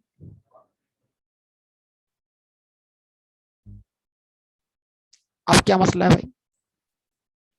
अब एक बार फिर सुन लीजिए, क्या पेरेंट ने, सत्तवजह से भाई, क्या पेरेंट ने अपनी एसओसीआई में, भाई अब सब सब साथ साथ पार्टिसिपेट करेंगे, अगर कोई आगे पीछे हुआ नुकसान उसका है, क्या पेरेंट ने अपनी एसओसीआई में 20 रुपए के अंदर मौजूद 14 रुपए का डिविडेंड जो किससे मिला रिकॉर्ड किया? तो इस 85 के अंदर वो 14 रुपए वाला प्रॉफिट क्या कहते हैं डिविडेंड शामिल है। अच्छा जी, वो प्रॉफिट सब्सिडी ने कहां ट्रांसफर किया? अपने अरे ग्रुप कहां से आ गई? सेपरेट की बात करो, सेपरेट पे चलो यार, अपने रिटेन अर्निंग में। तो उससे क्या मिला आपको? क्लोजिंग रिटेन अर्निंग किसकी? पेरेंट की। तो इसका मतलब क्या हुआ? सब्सिडरी का पे किया हुआ डिविडेंड पेरेंट की क्लोजिंग रिटेन अर्निंग में क्या है शामिल, क्योंकि प्रॉफिट में शामिल। पक्का? चले अब उसके बाद ये 1350 रुपए को हमने रखा ग्रुप रिटेन अर्निंग की बेस कि ये उठाया हमने सब्सिडरी की सेपरेट फाइनेंशियल स्टेटमेंट में से। तो 1350 के अंदर क्या सब्सिडरी का पे किया हुआ डिविडेंड शामिल है। और जो हम तकसीम कर रहे हैं हिस्सा बिटवीन ग्रुप एंड एनसीआई, वो डिविडेंड माइनस करने के बाद वाला कर रहे हैं पहले वाला कर रहे हैं? बाद वाला कर रहे हैं। इसका मतलब कोई इशू नहीं है जब इसमें वो हिस्सा मौजूद है और इसमें नहीं है। तो क्या टोटल जो ग्रुप रिटर्निंग का बैलेंस आ रहा है उसमें सब्सिडी का पे किया हुआ डिविडेंड शामिल है कि नहीं? ये आप सबका जवाब चाहिए मुझे। शामिल है ना, क्योंकि 1350 में शामिल, भले जो डिस्ट्रीब्यूटर उसमें शामिल ना हो। आप खुद देख लेना, आप इस वर्किंग को समझे। 620 में इजाफा हुआ 100 का, डिविडेंड पे हुआ 20 से, दोनों को सारे शेयर होल्डर को मिलाकर सीडी कितना आ रहा है? तो आपने यहां पर रिटेन अर्निंग कौन सी रखी? 700। तो अगर आप 430 और 700 का डिफरेंस लेंगे तो जो प्रॉफिट आपका आएगा उसमें डिविडेंड एलिमेंट मौजूद नहीं होगा। तो आप जो भी तकसीम कर रहे हैं एसओएफपी के अंदर वो आफ्टर डिविडेंड है। तो अब आप बोलेंगे ग्रुप में पे किया हुआ डिविडेंड तो ग्रुप डिविडेंड का पार्ट होना चाहिए ना, लेकिन वो कैसे आ रहा है? थ्रू, क्योंकि पेरेंट को मिलने वाला डिविडेंड पेरेंट की सेपरेट बुक्स में इनकम बना हुआ है और वो इनकम ट्रांसफर हुई है पेरेंट की रिटेन अर्निंग में, और वो पूरी की पूरी अर्निंग का क्या बनी हुई है? पार्ट बनी हुई है, इसलिए वो ऑटोमेटिकली एसएफपी में आ गया। एसएफपी के अंदर उसको अलग से रिवर्स करने की जरूरत नहीं है। अब जहां तक आती है बात किसकी? एसओसीआई की। तो एसओसीआई में क्यों रिवर्स करने की जरूरत है? क्योंकि पेरेंट की एसओसीआई में वो इनकम मौजूद है और सब्सिडियरी का जो प्रॉफिट उसको तस्लीम होगा वो बिफोर डिविडेंड होगा। तो इट मींस वो प्रॉफिट अगर हम ऐड कर दें या कंसोलिडेट करें तो वही डिविडेंड एलिमेंट क्या होगा? डबल काउंट हो जाएगा। तो डुप्लीकेशन से बचने के लिए हम क्या करते हैं? एसओसीआई से डिविडेंड वाली एस्टिमेट क्या करते हैं? लेस कर लेते हैं, मतलब इनकम वाली, क्योंकि वो ऑटोमेटिकली आपकी प्रॉफिट जब सब्सिडी का क्या होगा? आपके प्रॉफिट का क्या बनेगा? पार्ट बनेगा। तो वो प्रॉफिट ऑब्वियसली बिफोर डिविडेंड है, ना कि आफ्टर डिविडेंड। तो ये बुनियादी बात है। अब अगर कोई कहता है नहीं मुझे एडजस्टमेंट बना के समझाया जाए तो ये भी सॉल्यूशन है। अब आपकी मर्जी है कि आप पूरा डिविडेंड क्या करें? रिवर्स करें, जो किसने डिक्लेयर किया। और आप चाहते हैं कि अगर ऐसो एफपी पे भी आप वो एडजस्टमेंट बनाते हुए नजर आए, चाहते हैं नजर आए, नजर चाहते हैं, क्यों नहीं चाहते? चाहते चाहते क्यों नहीं चाहते भाई? चाहते हैं, ऐसा होना चाहिए ना, या नहीं होना चाहिए? अब देखिएगा जरा, एक एक स्टेप समझिएगा। हिम्मत होनी चाहिए, हौसला होना चाहिए, जज्बा होना चाहिए, सीखने का हौसला, बस। अगर वो नहीं तो फिर कुछ भी नहीं। बहुत तवज्जो दरकार है, बहुत तवज्जो, बहुत तवज्जो दरकार है। हमने कहा जिस जिसको डिविडेंड मिला उसको रिवर्स। हमने कहा P's retain earning debit, subsidiary का पे किया हुआ डिविडेंड, यार बोलो बोलो बोलो, सब्सिडरी का पे किया हुआ डिविडेंड किसकी जेब में? पेरेंट की रिटेन अर्निंग में ना, वो हम रिवर्स कर रहे हैं, मतलब हम पेरेंट की रिटेन अर्निंग कम कर देते हैं। अच्छा, एनसीआई के हिस्से में भी गया है एनसीआई डेबिट, और हमने रिटर्निंग बढ़ा दी किसकी? सब्सिडी। पूरी किससे बढ़ाई? 20। अगर ये डिविडेंड पे ना हुआ तो बैलेंस 700 नहीं होता, 720 होता। अल्लाह अकल दे इस बात को समझने। तो हमने 14 कहां से रिवर्स कर दी? 14 कहां से रिवर्स कर दिए और 6 कहां से रिवर्स कर दिए? अब बहुत तवज्जो दरकार है, मैं आपको एक एक इफेक्ट समझा रहा हूँ इस वर्किंग पर, ठीक है बेटा। तो अगर मैं ये एंट्री पास कर दूं तो यहां पर मुझे बैलेंस जो लेना है वो 700 नहीं लेना बल्कि 720 लेना। और अगर मैं यहाँ बैलेंस 720 है तो डिफरेंस यहाँ 270 नहीं आना बल्कि 290 आना है। 290 पे होनी है एडजस्टमेंट 6 और 4 की, जो तकसीम होना है वो 200 पक्का 280 तकसीम होना है। ये मैं पिछले साल की बात कर रहा हूँ, इस साल की बात कर रहा हूँ, इसी साल की बात कर रहा हूँ। तकसीम करवाएं 280। अच्छा लेकिन एक समझते नहीं जरा, retain earning in dividend reverse करने से क्या हुआ, सब्सिडी की अर्निंग बढ़ गई, एनसीए का शेयर कम हो गया, पेरेंट का रिटेन अर्निंग क्या हो गया, कम हो गया। एक काम करते हैं, पेरेंट की वर्किंग को भी एडजस्ट कर लेते हैं, तो फिर पेरेंट का बैलेंस यहां पर 14 से कम होता, कितना होता,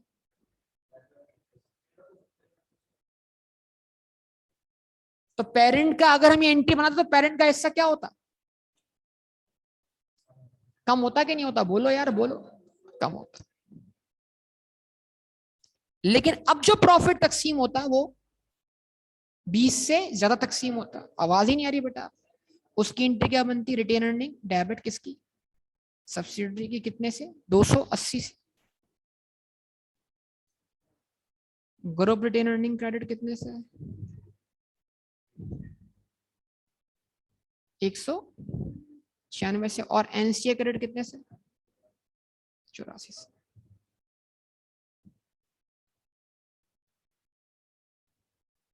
ठीक है बेटा। अच्छा एनसीए, एनसीए का इफेक्ट आप कुछ करने की जरूरत नहीं, जरा देखो एनसीए का इफेक्ट क्या मतलब, जरा देखना। एनसीआई इस डिविडेंड के रिवर्सल की वजह से क्या हो रहा है, 6 कम हो रहा है, 84 से बढ़ रहा है। सबसे पहले 84 और 6 को नेट कर दो, तो एनसीए को तो हम 78 ट्रांसफर कर, आवाज नहीं आ रही बेटा। यानी मतलब भले आप डिविडेंड रिवर्स भी कर दो तो जो डिविडेंड रिवर्सल के इम्पैक्ट आएगा किस पर, एनसीआई पर, और जो फिर उसके बाद प्रॉफिट दोबारा तकसीम होगा तो वो क्या कर देगा, एक दूसरे को कैंसिल कर देगा। बोले बोले बोले, चले ओके। अच्छा जी, अब क्योंकि डिविडेंड रिवर्स करने से पेरेंट की रिटर्निंग क्या हो चुकी है, कम हो चुकी है 14, लेकिन क्योंकि वो डिविडेंड रिवर्स होकर दोबारा शामिल हो गया है सब्सिडी की रिटेन अर्निंग में, तो पेरेंट का हिस्सा बढ़ गया है। अब जरा तवज्जो दरकार होगी आप सबकी पर। अगर मैं इसमें कितना ऐड करता हूं 196, तो जरा समझेगा तवज्जो, देखो अब होश में आने का वक्त है ना। जो 14 ऊपर ज्यादा है और नीचे कम है, अब वो 14 ऊपर कम है नीचे ज्यादा है, what is the difference between total, होश में आने का वक्त। इन दोनों का सम और इन दोनों का सम सेम आएगा, 1350 और 182, नीचे कुछ फर्क नहीं पड़ेगा, 1350 और 182। इसलिए मैं क्या बोल रहा हूं, एसओएफपी के लिहाज से आपको डिविडेंड जो पेड हो उसको एडजस्ट करने की जरूरत ही नहीं है एसओएफपी के लिहाज से। हाँ उसका रिसीवेबल और पेएबल एलिमिनेट करेंगे, डिविडेंड आपको रिवर्स नहीं करना, क्योंकि अगर आप रिवर्स कर भी देंगे तो क्या होना है, तो क्या होना है, इफेक्ट नहीं लिया जाना। अब आप फिर खुद कैंसिल होता हुआ देख लो, चलो एनसीए को भी देख लो। एनसीआई को आपने डिविडेंड कैसे कम किया, कितने से 6 से, फिर बढ़ाया कितने से, तो जो 6 उसके हिस्से से कम किया वो 6 इसमें ज्यादा है, नेट इफेक्ट कितना है 78, दैट्स ऑल।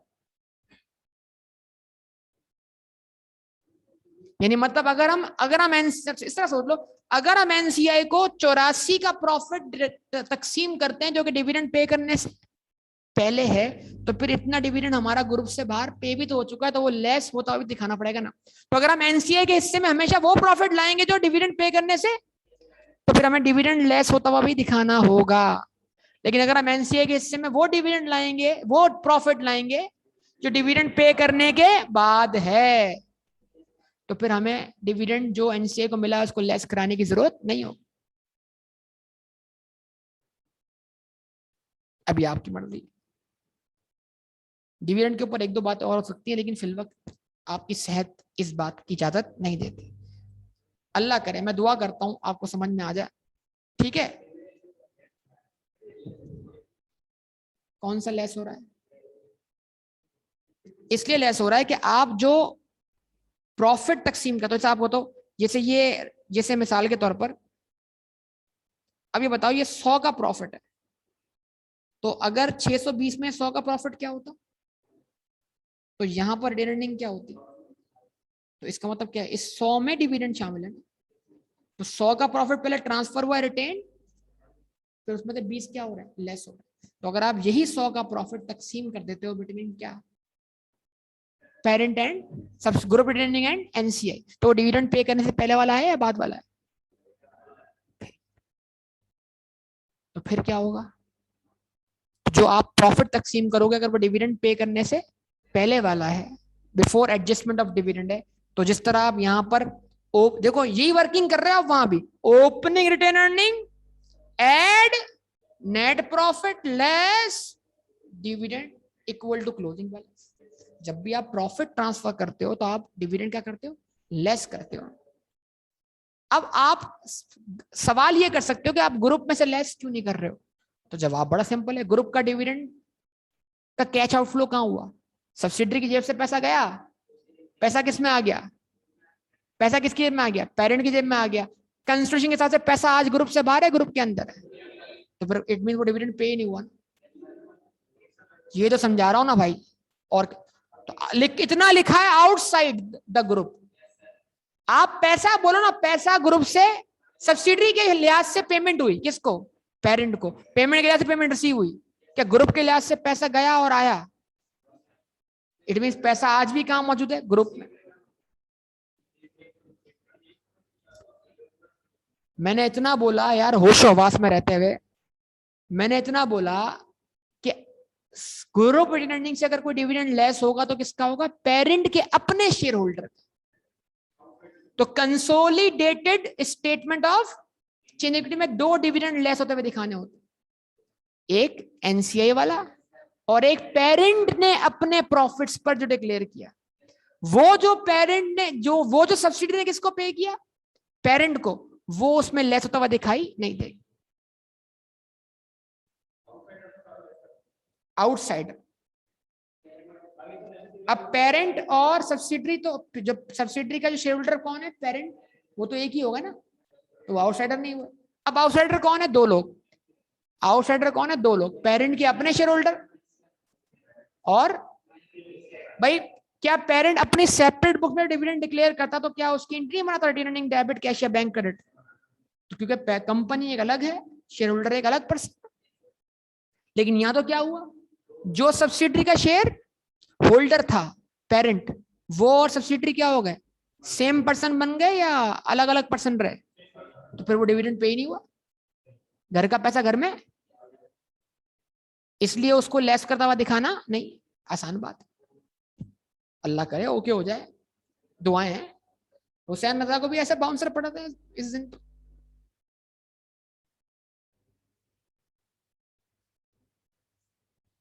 ठीक है बेटा, अब बता दो कौन कौन से स्क्रीनशॉट लेने हैं बेटा।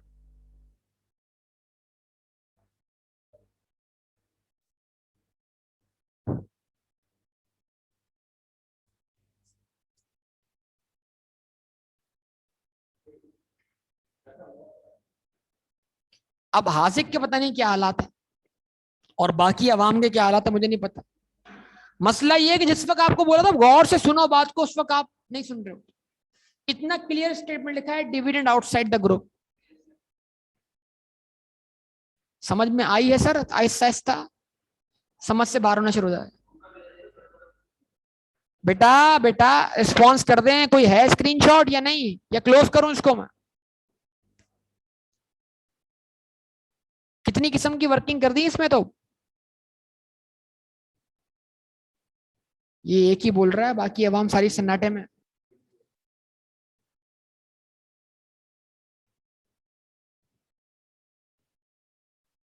ओके जी, हाजिक लेना चाह रहा है स्क्रीनशॉट बेटा, पता नहीं कहां था। आप दोबारा ले लें इसका स्क्रीनशॉट।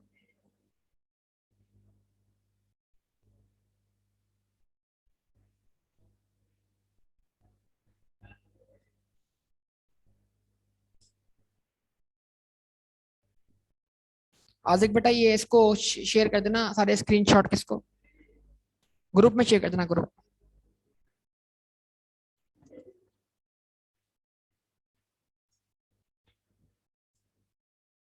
एंट्रीज वाले स्क्रीनशॉट्स।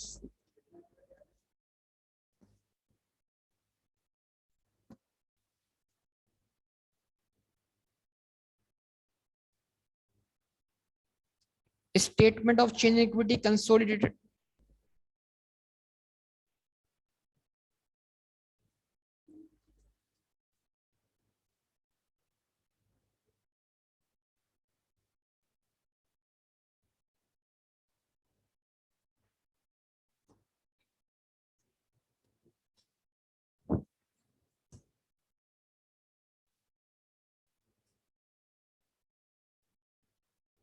एसओसी और एसएफ।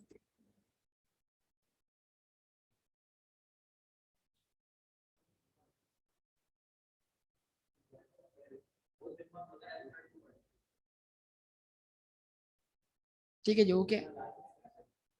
अल्लाह हाफिज।